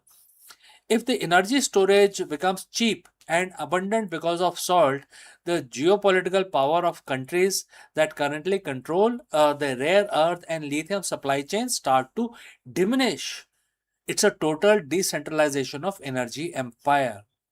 So we often discuss the logistics empire on this channel. This is the ultimate logistic disruption. So if you can create energy security using a resource that is abundant within our own borders, why would you ever go to the current fragile global supply chain? It's about resilience. It's about unshakable, leadership. The leaders who recognize this shift now, before it becomes mainstream news, are the ones who will secure the supply chain for the next decade. And the philosophical perspective also is important. There is a lesson here that reminds us about the ancient wisdom we often explore on the channel. We talk about equanimity, staying steady in the face of change. The markets are currently experiencing a frantic gold rush for batteries, but the unshakable market player doesn't chase the noise. They look for the foundation. They look for the substance that is quite abundant and enduring. Perhaps the reason, reason that salt is the new oil isn't just about batteries. It's about the value of simplicity. In a world of complex, volatile, and expensive system, sometimes the most disruptive innovation is the one that was right in front of us the whole time. Is this just a speculative bubble, or are we witnessing the beginning of sodium era? I want to hear from you. Do you think salt will actually replace oil, or is the infrastructure barrier too high? Drop your thoughts in the comments below. Let's debate about this data. If you enjoyed this deep dive, make sure to hit that like button, subscribe our channel. We cover the intersection of business, astronomy, tech, and the future of human progress. So don't want to miss our next broadcast. Definitely you want to hit that bell icon as well. I'm CK and I will see you very soon in the next one, my friends.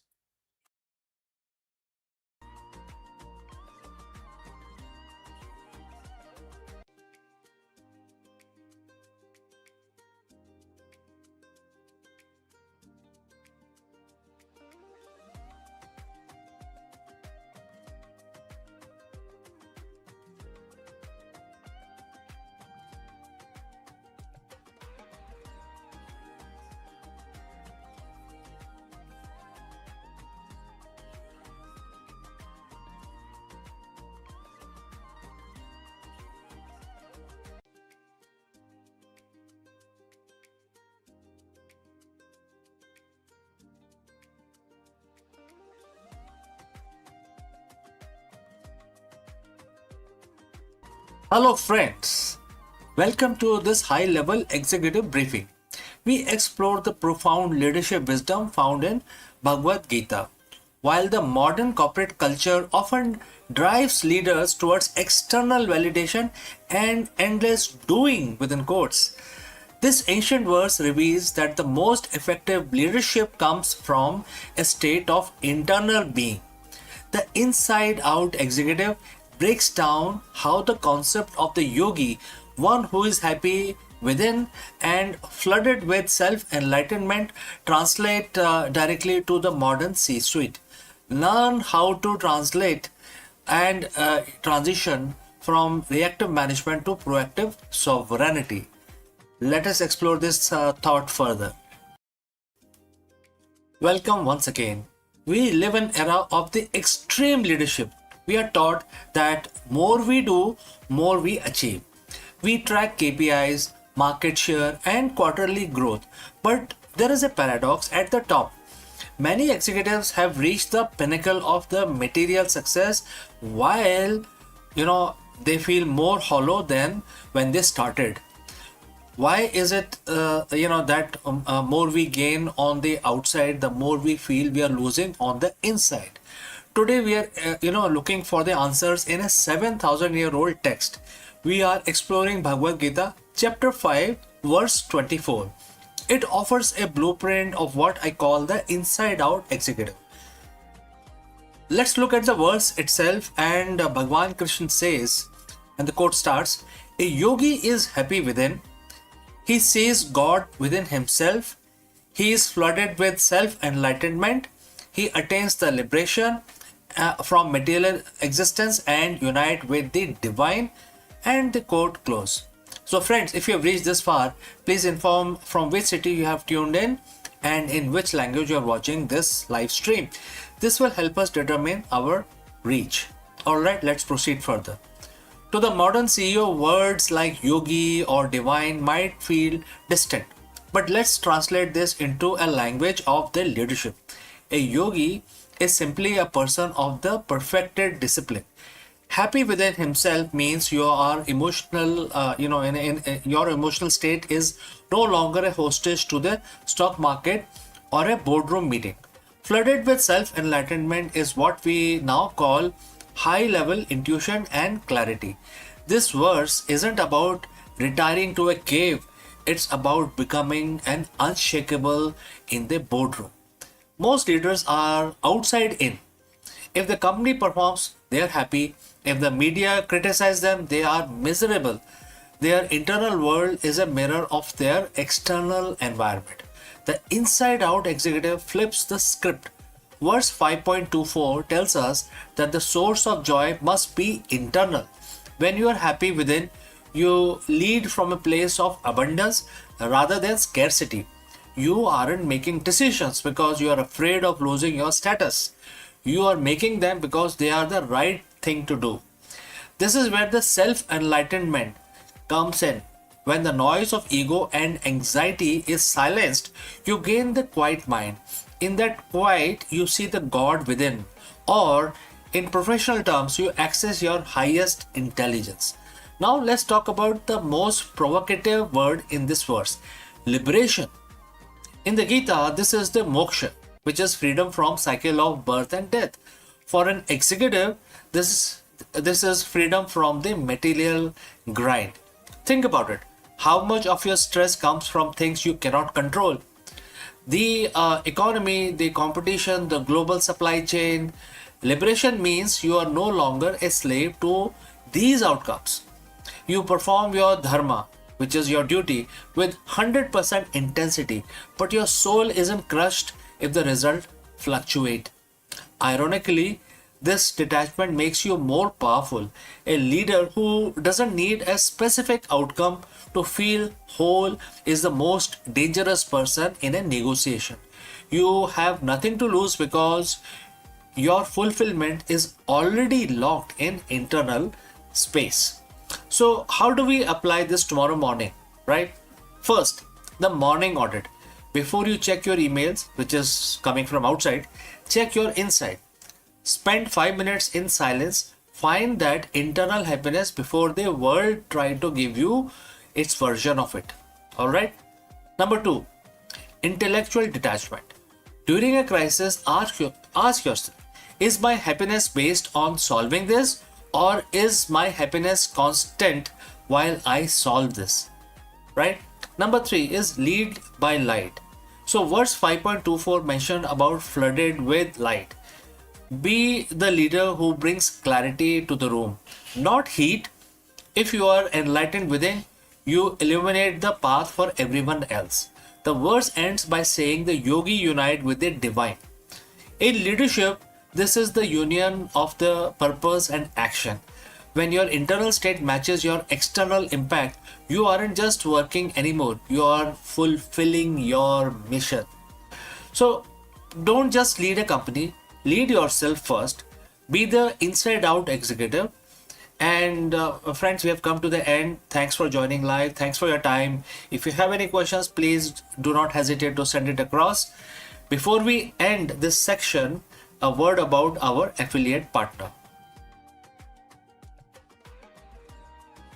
Stop settling for a good enough video. If your built-in laptop camera looks like a grainy mess, it is time for an upgrade. Want to instantly level up your video presence? I like to present the Lenovo Performance FHD webcam. This is a game changer for your desktop setup. Technically, this is packed. It has a very sensitive RGB sensor, very crisp photographs it takes. Also comes with 2 microphones on board, which helps you to record very clear voice in stereophonic format. And these microphones are very sensitive. You can actually move away from the camera up to 2 meters and these microphones will pick up your voice without any problem. This is a very strong piece. This is very sturdy. Comes with tripod ready. Comes with a very long leash, so it gives you a lot of flexibility to place the webcam wherever you want to keep in your studio. And also it has a swivel base, which is also very handy. So if you want to basically level up your game and you want to pick up this camera at a discount, please click on the link here or scan the QR code. Now let's get back to our video.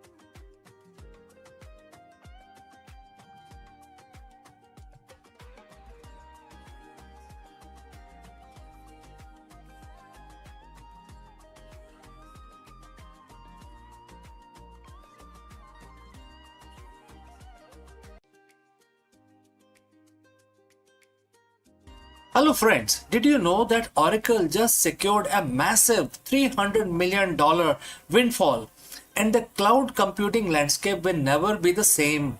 In this video, we break down how Larry Ellison's tech giant pulled off this incredible financial feat and what it means for the escalating cloud wars against the giants like AWS, Microsoft Azure, and Google Cloud. As the enterprise demand for AI integrated cloud infrastructure skyrockets, Oracle positions itself as a dominant force. We will analyze the specific deals that led to this jackpot, the impact on Oracle stock, and why the analysts are shifting their outlook on the company's long-term growth. Let's go and explore this further. For decades, the cloud wars had a predictable hierarchy. Amazon, Microsoft, and Google sat on the throne while everyone else fought, for the crumbs. But in late 2025 and moving into 2026, the script has been flipping. In fact, it has flipped completely now. Oracle, the company your dad knew for databases, just hit another 300 billion jackpot. This isn't just a win, it's a tectonic shift. We are talking about a massive multi-year deal with OpenAI that has sent Oracle's backlog or remaining performance obligations soaring to an eye-watering $553 billion. Today we are diving into the new Oracle. How did Larry Ellison turns a legacy software company into the backbone of the AI revolution? Is this 300 billion windfall a guaranteed victory, or is Oracle building a house of cards on the back of a single customer? So friends, before we move forward, and if you've reached this far, please inform us from which city you have tuned in and in which language you are watching this live stream. This will help us determine the reach of our channel. Alright, let's break it down. To understand the jackpot, we have to look at the numbers. The headline is $300 billion. 5-year contract with OpenAI. To put that in perspective, that's roughly 60 billion in revenue per year from just one client. Why would OpenAI, a company born in Microsoft Azure's cloud, move a massive chunk of its workload to Oracle? The answer is simple: capacity and power. OpenAI's hunger for compute is insatiable. They need electricity and lots of it. This deal involves 4.5 gigawatts of power capacity. That's enough to power 4 million homes. Oracle isn't just renting out existing space, they are building massive new AI factories under a project often referred to as Stargate. We are seeing brand new data centers, campuses in Texas and Ohio, packed with hundreds of thousands of NVIDIA Blackwell GPUs, Oracle's secret weapon. Their infrastructure was built later than AWS and Azure.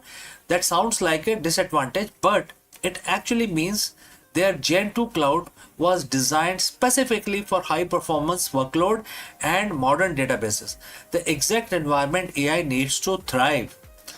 But building a 300 billion cloud isn't easy. You cannot just plug 400,000 GPUs into a wall socket. The traditional power grid cannot handle this. This is where the heating up part of your title gets literal. Just this week, in April 2026, Oracle made a massive move to solve the energy crisis. They have partnered with Bloom Energy for nearly 3 gigawatts of fuel cell power. Instead of waiting for years for local utility companies to build power lines, Oracle is building its own off-grid power plant. They are literally bypassing the grid to ensure their AI servers never go dark. This level of aggressive expansion is why Oracle Cloud Infrastructure revenue jumped 84% in most recent quarter. While the big three are growing at steady clips, Oracle is growing like a startup on a steroid. Now we have to talk about the red flag, which is $300 billion. Sounds great on paper, but Wall Street is nervous. Oracle stock has been going through some intense volatility lately. Why? Because customer concentration. Over 50% of Oracle's future backlog is tied to one company, which is OpenAI. If OpenAI struggles to monetize its model, or if the AI bubble cools down, Oracle is left holding the bill for billions of dollars in hardware and in data centers. Oracle's debt to equity ratio is also significantly higher than Microsoft or Amazon. They are borrowing heavily to build this future. They are spending $50 billion in capital expenditure this year alone. It's a bet the farm movement for Larry Ellison. Is Oracle a ticking time bomb or a visionary genius? The market can't quite decide at this point in time. So where does this leave us? Oracle has officially graduated. They are no longer the database company or the fourth placed cloud. With 300 billion jackpot in hand, they are the specialized AI cloud. That's the world's most powerful startup as flocking it. The cloud war is heating up because the rules have changed. It's no longer about who has the most features. It's about who has the most GPUs and most gigawatts. And Oracle has both. If they can execute on this backlog and diversify their client base beyond OpenAI, we might be looking at the new king of enterprise tech. But if the AI hype fails to meet reality, the $300 billion windfall could become a $300 billion lesson in over expansion. One thing is certain, Oracle isn't playing it safe anymore. They are playing for the whole jackpot. So friends, what do you think? Is Oracle the best AI player in the market, or the risk is too high? Let me know in the comments below. Don't forget to like and subscribe for more deep dive into the tech that is going to shape 2026 and beyond. Thanks for watching, and I will catch you again in the next one. Before I leave, a word about our affiliate partner. Stop settling for a good enough video. If your built-in laptop camera looks like a grainy mess, it is time for an upgrade. Want to instantly level up your video presence? I like to present the Lenovo Performance FHD webcam. This is a game changer for your desktop setup. Technically, this is packed. It has a very sensitive RGB sensor, very crisp photographs it takes. Also comes with two microphones on board, which helps you to record very clear voice in stereophonic format. And these microphones are very sensitive. You can actually move away from the camera up to 2 meters, and these microphones will pick up your voice without any problem. This is a very strong piece. This is very sturdy. Comes with tripod ready. Comes with a very long leash, so it gives you a lot of flexibility to place the webcam wherever you want to keep in your studio. And also it has a swivel base, which is also very handy. So if you want to basically level up your game and you want to pick up this camera at a discount, please click on the link here or scan the QR code. Now let's get back to our video.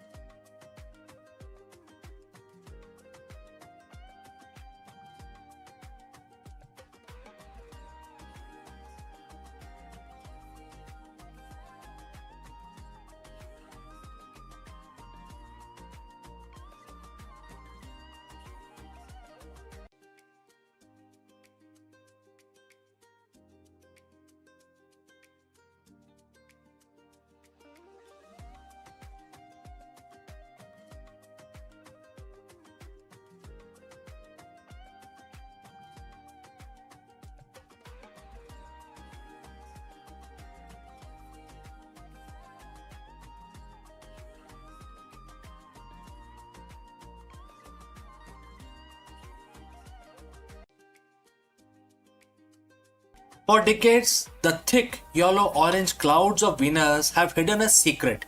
While we have understood the upper atmosphere, the lower haze has remained one of the planetary science's greatest enigma until now. In this video, we dive into the groundbreaking discovery that reveals the true source of this mysterious layer, which is cosmic dust. Let's go and find this out. Venus is often called as Earth's evil twin. At first glance, it is the same size, has the same composition, and sits right next door in our solar system. But beneath that beautiful glowing facade lies a nightmare. Surface temperature hot enough to melt lead, atmospheric pressures that would crush a submarine, and thick cloud of corrosive sulfuric acid.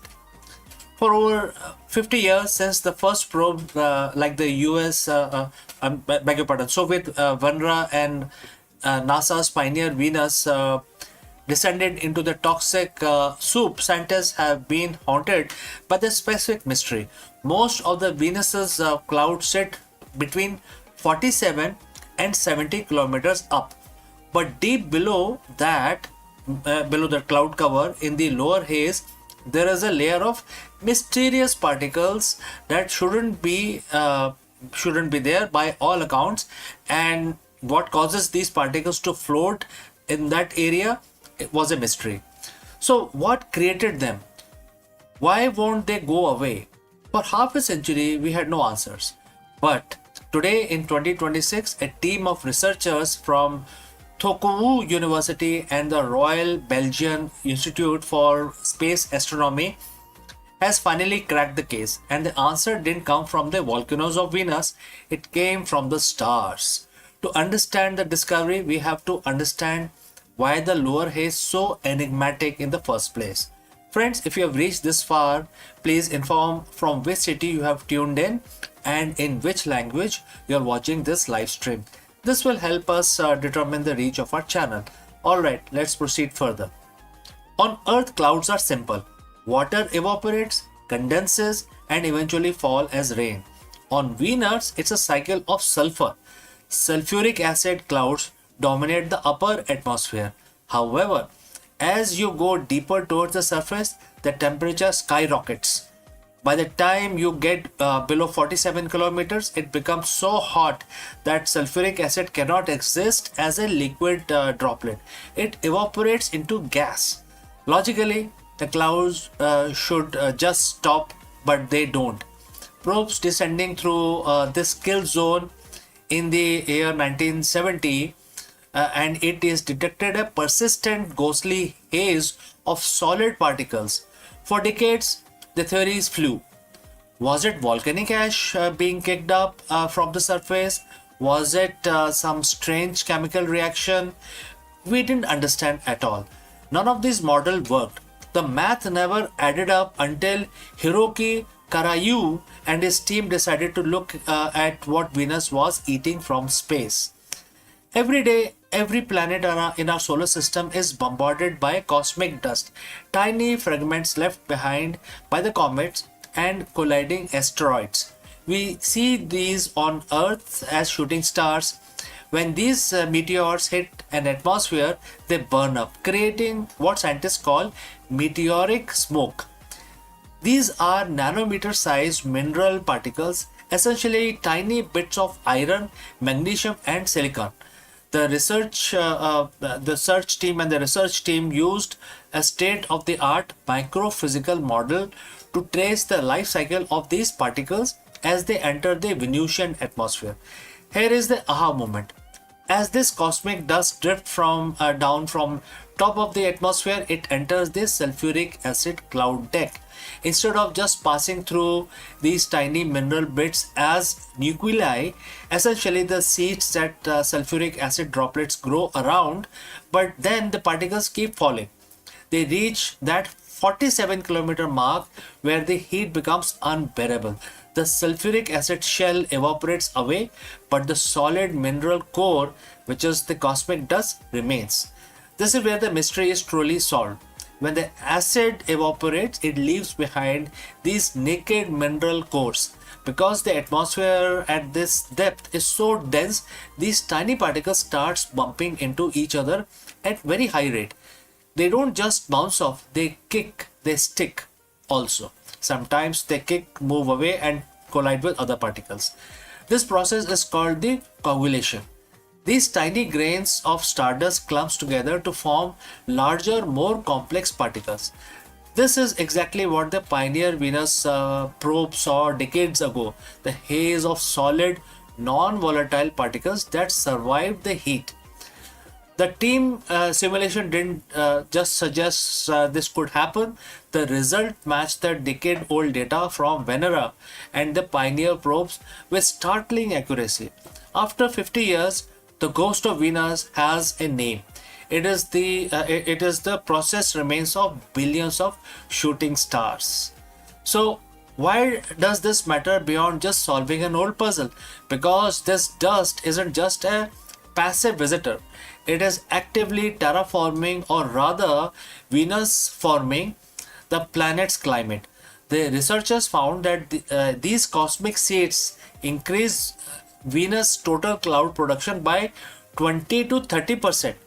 Without this rain of space dust, Venus might have thinner clouds, which would fundamentally change how much solar energy the planet reflects and how much heat it traps. Furthermore, these dust particles contains metallic elements like iron. This could finally explain the unknown UV absorber, the mysterious substance in Venus's cloud that sucks up ultraviolet light and has baffled astronomers for nearly a century. If the clouds are salted with iron from space, that explains the UV absorption perfectly. This discovery changes how we look at every planet. If the cosmic dust is shaping the atmosphere of Venus, it is likely doing the same for Jupiter, Saturn, and even distant exoplanets we are just now discovering. But the best part, we won't have to wait another 50 years to confirm this. In late 2020s, NASA Da Vinci mission will plunge through Venusian's atmosphere with most advanced sensors ever built. It will taste the air, measure the dust, and hopefully gives us high definition look at the cosmic haze we finally have understood now. The morning star still has many secrets, but thanks to a little bit of stardust and some brilliant modeling, one of its oldest mystery is finally put to rest. So friends, we have come to the end, and I see Megha Sharma joining us from LinkedIn, and she is joining us from Delhi. So Megha Sharma, great, you have informed us about your city. So friend, we have come to the end of our live stream today. Before I leave, a word about our affiliate partner.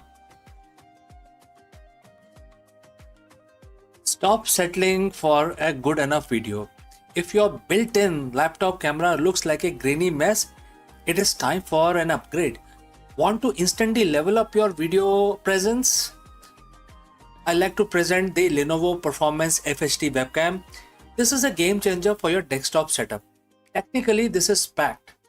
It has a very sensitive RGB sensor, very crisp photographs it takes. Also comes with 2 microphones on board, which helps you to record very clear voice in stereophonic format.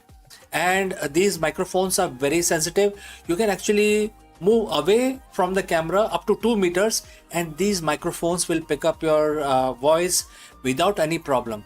This is a very strong piece. This is very sturdy. Comes with tripod ready. Comes with a very long leash, so it gives you a lot of flexibility to place the webcam wherever you want to keep in your studio. And also it has a swivel base, which is also very handy. So if you want to basically level up your game and you want to pick up this camera at a discount, please click on the link here or scan the QR code. Now let's get back to our video.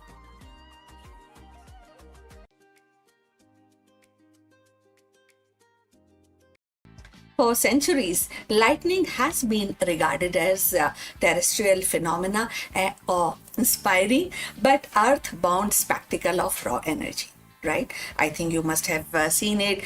Sometimes it creates ripples in your heart. Sometimes you enjoy the spectacle. It strikes across the sky, illuminating the storm clouds, rattling windows, reminding humanity of nature's, which is untamed power. Yet, in the recent years, scientists have begun to uncover a startling truth. Lightning is not confined to Earth, influencing the delicate balance of space weather that governs satellites, communication system, and even the safety of astronauts. The breakthrough actually came from a small NASA satellite, modest in size and which but monumental in ambition. Unlike the towering rockets or sprawling observation that often dominates the headlines, this satellite was designed with a precision, simplicity, and its mission definitely was study the electromagnetic fingerprints of lightning and trace how these pulses interact with ionosphere and the charged layer of Earth's upper atmosphere and beyond into a vastness of near Earth space. What it discovered actually had sparked a revolution in our understanding of space weather. So if you have reached this far, please inform us from which city you have tuned in and in which language you are watching, because that will help us to determine the reach of our channel. So going forward, lightning is, it turned out, is more than a flash of light and a crackle of thunder. Each bolt sends electromagnetic waves and racing upwards, piercing the ionosphere like invisible arrow. And this wave, known as whistlers, for these airy and descending tones, when captured by radio receivers, can travel thousands of kilometers along the Earth's magnetic field lines, and in doing so they disturb the charged particles and alter radiation bands and create a cascading effect that ripple through the space environment. For decades, space weather was thought to be driven primarily by solar activity, the flares, the coronal mass ejections, the solar winds that actually enters or disturbs the Earth's magnetosphere. While the sun remains the dominant force, lightning has now emerged as a hidden partner in its cosmic dance.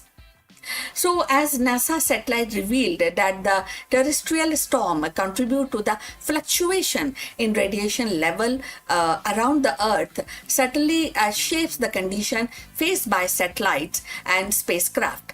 In essence, every thunderstorm is a participation in the grand theater of space weather. So thus implication was profound communication network and GPS system and power grid all actually are kind of forced, kind of have a very soft softness to the space weather disruption. So by recognizing lightning role, the scientists can redefine predictive model and offering more accurate warning to industries and governments. A storm in the Midwest may not only ground the flight or knock out the local power, it may also send ripples into the orbit, affecting the satellite that guides ship across the ocean and monitor climate change. So beyond the practical, there is a poetic resonance to this discovery. So lightning, along a symbol of divine wrath or a natural chaos, is now revealed as a bridge between earth and space.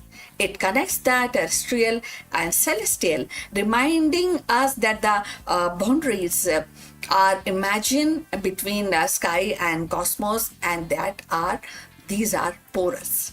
So the flash that terrifies a child at night or inspire a poet verses is also a signal in the grand circuitry of the universe.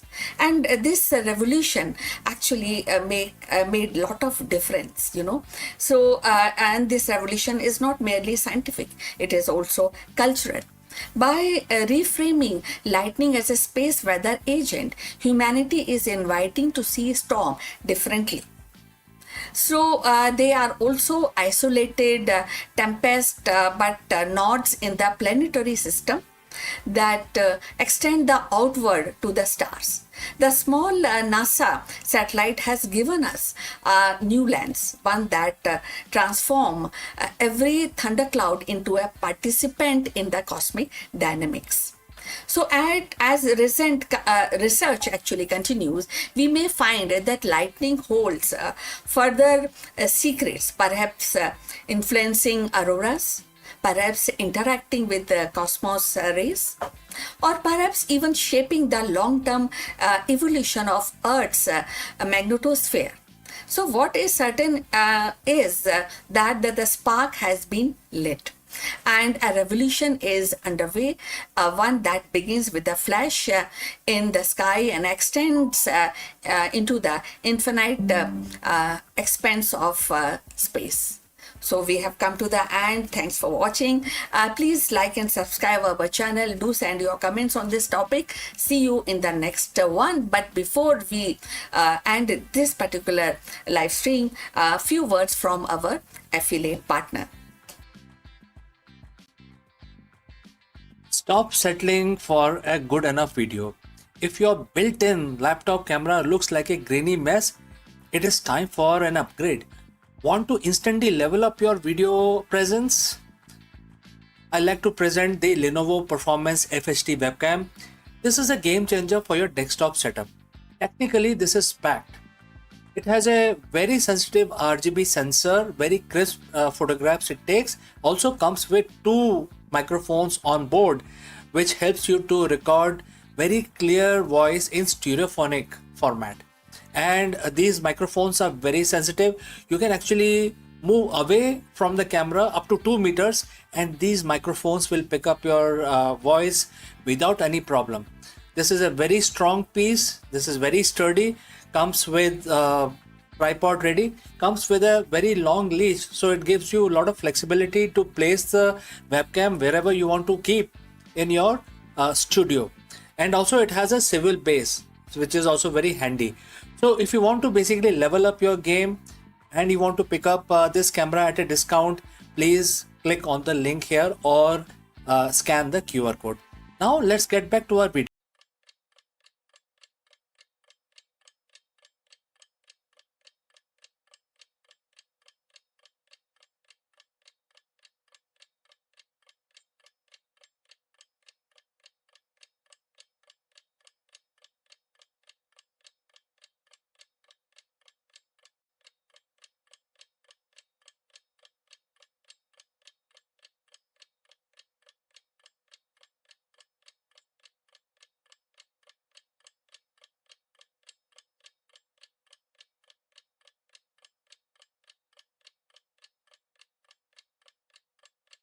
Namaskaram, you are most welcome.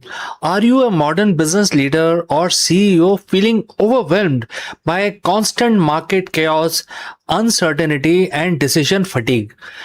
Today, we will discover how a 5,000-year-old framework can give you ultimate corporate edge. In this video, we will take help from Bhagavad Gita and break down, also unlock the secrets of Brahmi Sthiti, an enlightened state of consciousness where confusion vanishes and absolute clarity takes over. We will learn how top-tier executives can apply this timeless principle to navigate high-stake corporate environment without second-guessing. Let's go and discuss this further. Picture this, friends. It's 11 p.m. and the board meeting is tomorrow morning at 8 a.m. sharp. You are staring at the spreadsheet filled with shifting market forecast, supply chain bottlenecks, and the potential merger that could either make or break your company this quarter. Your chest feels tight Your mind is racing through a dozen what if scenarios. You are experiencing the classic agonizing reality of the modern executive life, which is decision fatigue, high stake pressure, and relentless uncertainty. As a CEO or a business leader, you are probably, you are probably read every modern management book out there, and you studied the agile framework, strategic pivots, and also emotional intelligence. But despite all the data and dashboards, a quite nagging question remains, which is, how do I find absolute clarity when the ground is shifting beneath my feet? What if I told you that the ultimate blueprint for the modern executive leadership isn't hidden in the latest Silicon Valley playbook, but was written over 5,000 years ago? Today we are exploring, the mastering the art of enlightenment leadership, drawing from one of the most profound texts on human consciousness ever written, which is Bhagavad Gita, chapter 2, verse 72 specifically. And the quote starts, to understand this deep, let's look at the exact text and, what Krishna tells Arjuna. In this enlightened state of consciousness, one never get confused again. O Parth, if one attains this consciousness even at the time of death, one gets liberated from the cycle of birth and death. And all suffering ends by entering the spiritual abode of the God. And the quote close. Now let's pause. You might be thinking, wait, this sounds like a spiritual teaching for monks and sages. I'm running a multi-million dollar enterprise. What does liberation or spiritual abode have to do with my P&L statement, my shareholder, and my quarterly targets? Well, friends, it's everything. Let's translate the ancient term Brahmi Sthiti into the language of the modern boardroom. Brahmi Sthiti literally means a state of consciousness anchored in absolute, in ultimate truth and clarity.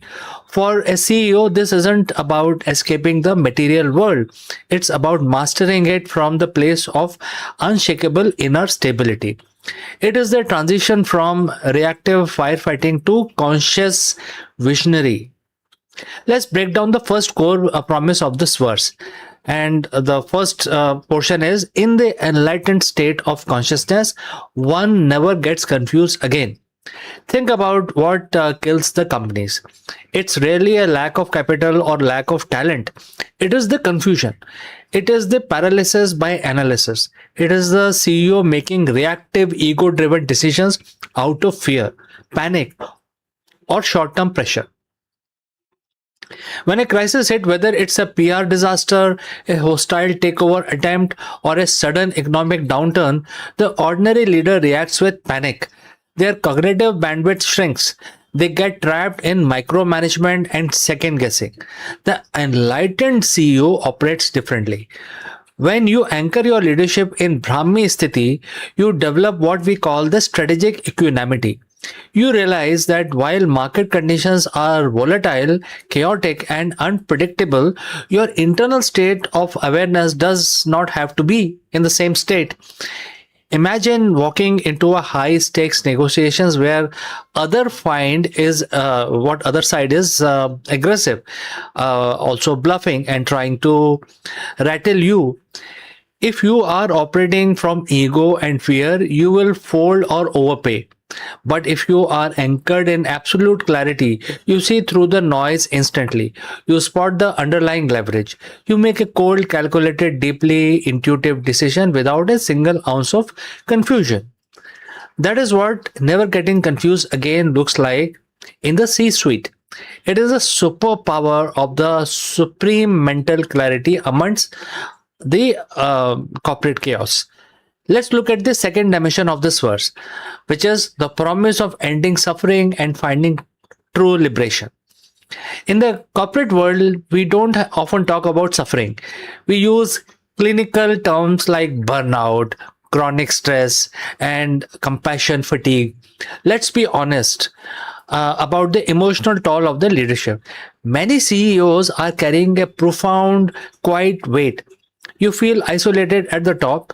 You tie your entire self worth to your company's stock price or valuation. If the company wins, you feel like a god. If the stock drops, you feel like a failure. This roller coaster of validation and despair is the exact cycle of suffering as mentioned in Bhagavad Gita. So, when Lord Krishna talks about breaking free from suffering and achieving liberation, he is offering a masterclass in detachment from the outcome. Now, detachment in business is often misunderstood. People think it means not caring. Far from it. It means caring deeply without the process, with the process, the people, and the mission, while releasing your psychological addiction to the outcome. When you stop tying your identity to external metrics, something remarkable happens. The burnout completely vanishes. You stop, lying awake at night, agonizing over things outside your control, like microeconomic shifts or competitor moves, etc. Instead, you focus 100% of your energy on what is within your control, which is your integrity, your vision, your execution, and how you mentor your team. You move from state of desperate striving to a state of powerful inspired execution. This brings us to the ultimate evolution of a leader, moving from transactional leadership to transformational legacy. Most business leaders build companies to extract value. They want scale, they want market share, and an exit strategy. There is nothing inherently wrong with that, but the truly great historic figures, the leaders who built the institutions that lasted for centuries, operated from a deeper well. When CEO embodied Brahmi Sthiti, their leadership shift from what can this company do from my ego and my bank account to what enduring value can I create through this enterprise that elevates everyone it touches. Your employees stop being just resources on the spreadsheet and become human beings whose growth and who is very important, and you are the steward of those people's growth. Your customers stop being just target demographics and become partners in the shared mission. And ironically, when you stop chasing short-term validation and start leading from this enlightened service-oriented consciousness, the financial results follow naturally. Integrity, clarity, and trust are the ultimate high yielding assets in modern business. So let's bring this all together. Let's bring this all home. Leadership is not just a title, it is the spiritual practice disguised as commerce. Every single day, your decision shapes the livelihood of dozens, hundreds, or even thousands of people. You cannot afford to lead from a place of confusion and panic and ego. So, friends, next time you face a massive corporate crisis, the next time your mind races and anxiety creeps in, pause, step back, remember chapter 2 of Bhagavad Gita, verse 72. Ask yourself, am I reacting from fear or am I anchoring myself in absolute clarity? Take a deep breath, step into an enlightened state of consciousness, because when you master your inner state, you master your market. If this lesson resonated with you, hit that subscribe button, share this video with fellow leaders who need a dose of clarity today, and drop a comment below about how you are cutting through the confusion in your own business or your company this week. Thanks for watching. Lead with clarity, friends, and I will catch you again very soon in the next one.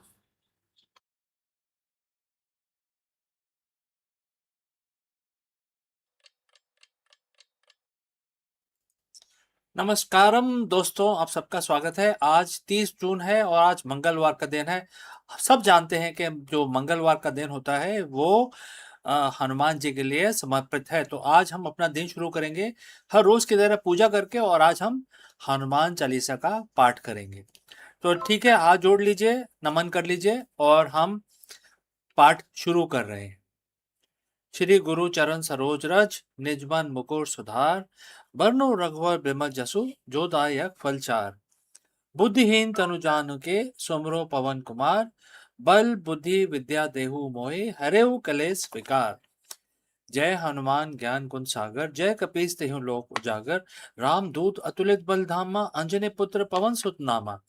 Mahavir Vikram Bajrangi, कुमति निवार सुमत के संगी, कंचन वरन विराज सुबेसा, कानन कुंडल कुंचित केसा। हाथ वज्र ओ ध्वजा विराजे, कांधे मूज जनेऊ साजे, शंकर सुवन केसरी नंदन, तेज प्रताप महाजगबंदन। विद्यावान गुणी अति चातुर, राम काज करिबे को आतुर। प्रभु चरित्र सुनबे को रसिया, राम लखन सीता मन बसिया। सूक्ष्म रूप धरी सिंह दिखावा, विकट रूप धरी लंग जरावा। भीम रूप धरी असुर सहारे, रामचंद्र जी के काज संवारे। लाए सजीवन लखन जी आए, श्री रघुवीर हर्ष उर लाए। रघुपत कीनी बहुत बड़ाई, तुम मम प्रिय भरत सम भाई। सहस बदन तुमरो यश गावे, अस कहि श्रीपति कंठ लगावे। सनकादि ब्रह्मादि मुनीसा, नारद सारद सहित अहिसा। जम कुबेर दिक्पाल जहाँ थे, कवि कोविद कह सके कहाँ थे। तुम उपकार सुग्रीव ही कीना, राम मिलाए राजपद दीना। तुमरो मंत्र विभीषण माना, लंकेश्वर भय सब जग जाना। जुग सहस्त्र जोजन पर भानु, लीलियो ताही मधुर फल जानो। प्रभु मुद्रिका मेल मुख माही, जलद लांग गए अचरज नाही। दुर्गम काज जगत के जेते, सुगम अनुग्रह तुम्हरे तेते। राम दुआरे तुम रखवाले, होत न आज्ञा बिन पैसारे। सब सुख लहे तुम्हारी सरना, तुम रक्षक काहू को डरना। आपन ते समारो आपे, तीनों लोग हाँकते कापे। भूत पिशाच निकट नहीं आवे, महावीर जब नाम सुनावे। नासे रोग हरे सब पीरा, जपत निरंतर हनुमत बीरा। संकट ते हनुमान छुड़ावे, मन क्रम वचन ध्यान जो लावे। सब पर राम तपस्वी राजा, तिनके काज सकल तुम साजा। और मनोरथ जो कोई लाए, सोई अमित जीवन फल पाए। जानो जुग प्रताप तुम्हारा, है प्रसिद्ध जगत उजियारा। साधु संत के तुम रखवाले, असुर निकंदन राम दुआरे। अस सिद्धि नौ निधि के दाता, अस पर दीन जान की माता। राम रसायन तुमरे पासा, सदा रहो रघुपति के दासा। तुमरे भजन राम को पावे, जन्म जन्म के दुख बिसरावे। अंत काल रघुबर पुर जाई, जहाँ जन हरि भक्त कहाई। और देवता चित न धरे, हनुमत से ही सब सुख करे। संकट कटे मिटे सब पीरा, जो सुमरे हनुमत बलबीरा। जय जय जय हनुमान गोसाई, कृपा करो गुरुदेव की नाई। जो सतपार पाठ कर कोय, छूटे है बंदी महा सुख होय। जो ये पढ़े हनुमान चालीसा, होय सिद्धि साखी गौरी सा। तुलसीदास सदा हरिचेरा, कीजे नाथ हृदय में डेरा। पवन तनय संकट हरन, मंगल मूरत रूप। राम लखन सीता सहित हृदय बसो सुरभूप। जय श्री राम जय श्री राम। तो दोस्तों, आज हमारी पूजा संपन्न हुई। अब हम अपना दिन शुरू करेंगे। हमारी तरह आपका दिन भी शुभ रहे, इसी कामना के साथ इस वीडियो को हम यहीं समाप्त करते हैं। जल्दी मिलता हूं दूसरे वीडियो में। Friends, we all know that the stars, when they run out of their fuel, explodes into a supernova, especially the kind of star which are much larger than sun. They have to be larger than sun in order to become a supernova. However, there are certain stars which don't simply explode, they turn into a hot blowtorch. And this is a very specific phenomena. And to understand this type of supernova, we will take a deep dive into high energy astrophysics, and we will examine this phenomena, which is known as hotter than hell, also known in scientific term as the fast blue optical transient, and also known as the blue death. What is this phenomena? Let us explore this further. Hello friends and namaskaram. Did you know the sunglasses we wear today started as a courtroom tool in 1200 AD in China? Forget the beach or the runways, the original purpose of the tinted lens was about hiding the truth. In this video, we dive deep into the fascinating history of sunglasses and reveal why they were actually invented long before they were the global fashion statement. The Chinese judges use flat pans of smoky quartz to conceal their eyes' expression while interrogating witnesses. This poker face tactic was essential for maintaining authority and absolute impartiality in the courtroom. Let us explore this further. We wear them for style. We wear them for sun protection. We wear them because we stayed up too late in the night before and don't want world to know about our black eyes. Sunglasses are perhaps the most universal accessory on the planet. Whether you are on a sunny beach in California or a high-stake poker game in the Vegas, sunglasses are a shield. They allow us to observe the world without letting the world observe us. But have you stopped to wonder when were they actually invented? You might think of the 20th century Hollywood elite or perhaps even early 20th century pilots, but you would be off by about 800 years. The story of sunglasses doesn't begin on a runway or in a cockpit. It begins in the bustling, highly sophisticated courtrooms of the Song dynasty in China all the way back in 1200 AD. Today, we are peeling back the layers on the surprising, secretive, and truly fascinating origins of the first sunglass. It's a story of justice, psychology, and the ancient need for a impenetrable poker face. So, friends, if you have reached this far, please inform us from which city you have tuned in and in which language you are watching this video. This will help us determine the reach of our channel. Now, let us continue with our discussion. To understand why sunglasses were invented, we have to travel back to 1200 AD during Song dynasty. This was a period of incredible innovation in China. If you have lived during this time, you were living in a golden age of engineering, astronomy, judicial reforms, etc. The judicial system of Song dynasty was very complex. It relied heavily on the testimony of the witnesses, and the judge was ultimate arbiter of the truth. But there was a problem that had plagued the legal system for centuries, which is human biases. A judge had to be impartial. A judge had to be a blank slate. If a judge showed even a flicker of emotion, a raised eyebrow, a narrowing of the eye, a look of skepticism, it could intimidate a witness, bias the court, or give away a verdict before the final ruling was delivered. The eyes, as the saying goes, are the window to the soul. So in 1200s, the Chinese judges realized that those windows were a liability. If they were to maintain the absolute appearance of fairness, they needed a way to mask their reactions. They needed a way to hide their eyes. Enter the inventor of the time. They didn't have plastic or high-tech polymers. They worked with the earth, what they found them on the earth, what earth gave them. The material of choice was smoky quartz, a translucent darkened mineral. It was known for its cooling properties and its ability to reduce the glare of the sun. But its true power in the courtroom was its opacity. These early sunglasses weren't anything like the aviator or wayfarers we wear today. They were flat pans of polished quartz. They didn't have arms that hooked over your ear. Instead, they were often held up to the eye by hand or sometimes delicately balanced across the bridge of the nose. This wasn't about fashion. It wasn't about avoiding UV rays. It was the world's first most sophisticated poker face technology. By wearing these darkened lenses, a judge could listen to a defendant's testimony, process the details, and show absolutely nothing on their face. The witness couldn't tell if the judge was angry, sympathetic, skeptic, or simply bored. The sunglasses created a psychological barrier. They forced the person on the stand to face the judge, but the judge remained a mystery. It was an ingenious application of the material science to solve a psychological problem in the legal system.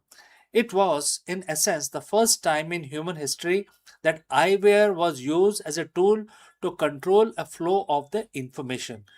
For a long time, this remained a tool of the elite and the judicial class. It wasn't something the average citizen wore while strolling through the marketplace. It was a symbol of authority. But as with all the great invention, the idea began to spread. Over the following centuries, the use of tinted lenses moved from courtroom to other aspects of high society. Wealthy individuals began to adapt the look not just for the psychological masking effect, but because they found that tinted lenses helped them reduce eye strain and fatigue during long periods of reading or traveling. The journey of the sunglass from a judicial tool to a fashion icon is a long one. When explorers and traders eventually brought the concept of the tinted lenses to the West, it was refined. Eventually, the flat pans evolved into frame with earpieces, and later, during the early 20th century, mass manufacturing allowed them to become a sunglasses that we recognize today. But even today, the DNA of 1200 AD's invention remains. Think about why celebrities wear sunglasses on the red carpet. Think about why professionals, poker players, wear them at their final table. We are, doing exactly what those Song dynasty judges were doing 8 centuries ago. We are creating a barrier. We are controlling what others can see, and they cannot. We are using pieces of tinted glass to preserve our mystery. It's humbling, isn't it? Every time you put on a pair of sunglasses before heading out into the sun, you are participating in a tradition that was over 800 years old. You are echoing the ancient Chinese judge who stood as the final word on justice, balancing the scale with steady, unreadable gaze beyond the smoky quartz lens. The next time when someone asks you why you are wearing a sunglass inside a room, or why you never take them off, you can tell them the truth. You're not just maintaining your impartiality, you're just looking for a bit of that Song dynasty poker face. History isn't just a list of dates and battles, it's a story of how we solve the problem, how we protect ourselves, and how we present ourselves to the world. And sometimes the most mundane objects in our life have the most fascinating story to tell. So, friends, thanks for joining me on this deep dive into the history of sunglasses. If you enjoyed the uncovering the origin of the everyday object, make sure to hit that like button and subscribe for more deep dives into the hidden history of things we take for granted today. So, friends, I will see you in the next one. Till then, please take care.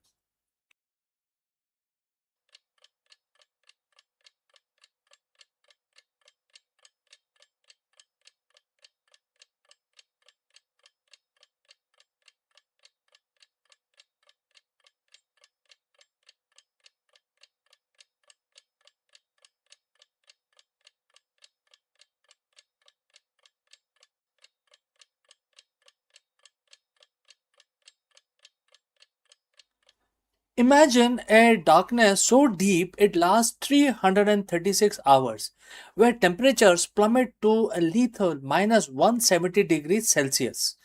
If our technology fails for even a second, the Artemis base camp batteries will freeze solid, ending the mission forever.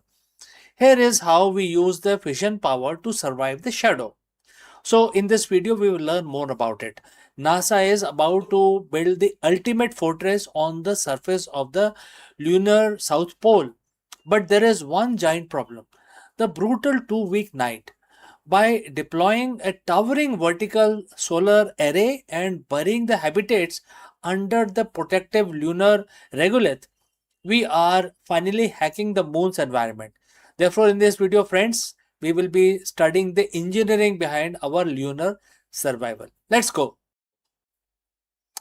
Welcome once again, everyone.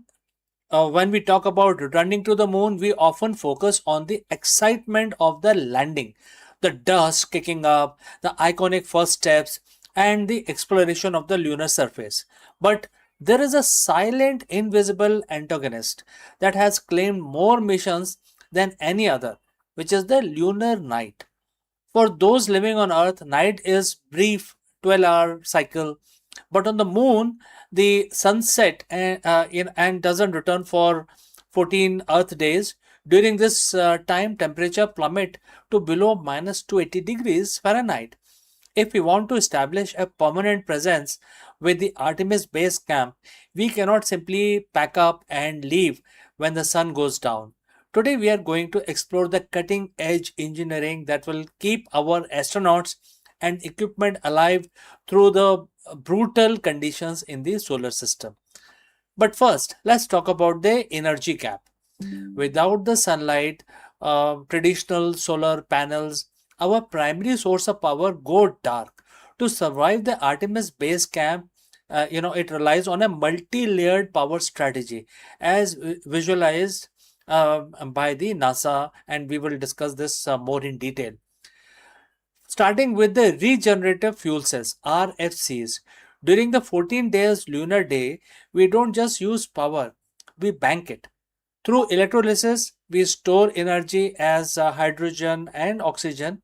When night falls, these fuel cells recombine that energy is provided like electricity, acting as a massive chemical battery. Modular nuclear fission is the next one. While the batteries and the fuel cells are essential, there are limits to it. To provide a reliable, constant base load power supply, NASA is developing a small modular fission reactor. These reactors operate independently of sun, ensuring that the heaters, life support systems, and communication remains operational even in the depth of 2 week dark period. And the power is only half the battle. If you have all the electricity in the world but can't manage heat, you're still in trouble. The vacuum of space is a perfect insulator, which means heat generated inside the base has nowhere to go and heat outside has no way to keep the base warm.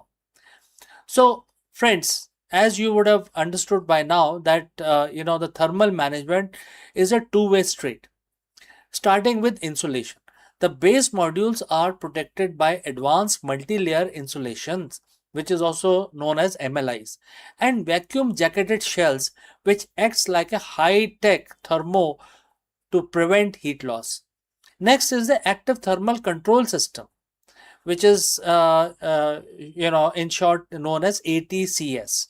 Inside the habitat, we use specialized fluid loops to collect waste heat from electronics, life support system, circulating it where it is needed the most. Next is the phase change material. We also use thermal mass as buffer. Think of this as thermal sponges. During the day, they absorb excess heat. During the night, they release that energy slowly to keep the interior's climate stable. This survival isn't just hardware, it is a strategy. Operational planning is kind of divided into two phases, which is day and night. And friends, you must be knowing that the lunar day is equal to 14 days, and likewise the night as well, 14 earth days. Now what we need to do now, we have to make a daytime preparation. This is the harvest phase. We maximize power storage, ensure the habitats are perfectly insulated, and preheat the thermal mass of the base to give us a running start when the sunset for 14 days. Remember that.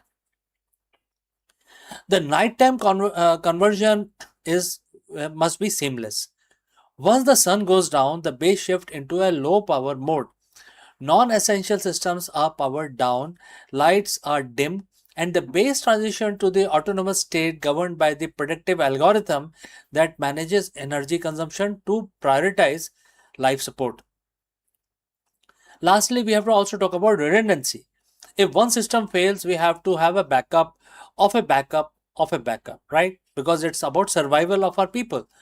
Whether it is the small pressurized rover or providing a mobile shelter or secondary fission unit coming online, the goal is always total system reliability. The lunar night is brutal, unforgiving, and relentless, but it is not unbeatable. By combining nuclear energy, advanced chemistry, and the intelligent thermal management, we are turning the moon from a place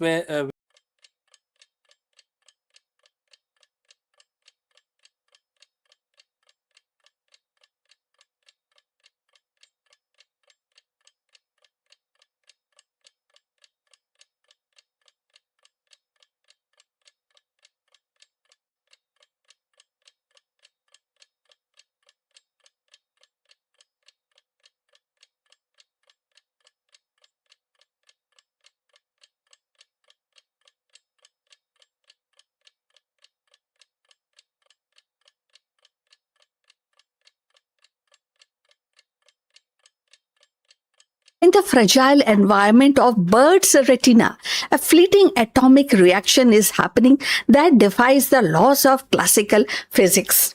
If these birds lose their connection to quantum coherence for even a microsecond, they lose their way entirely. Today, we are uncovering the quantum compass, a biological marvel that bridges the gap between subatomic chaos and the grueling reality of transcontinental flight. How does a tiny bird weighing less than an ounce navigate thousands of miles with a better precision than our most advanced military GPS? The answer isn't in the star, but inside a single cell in the bird's eye. We are dividing into impossible world of quantum biology to see how birds actually see the Earth's magnetic field through entangled particles. So let's find out more about this.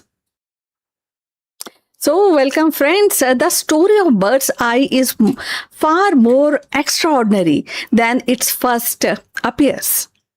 Consider the European robin, a creature weighing less than an ounce, yet capable of traveling thousands of miles across the continent with uncanny precision.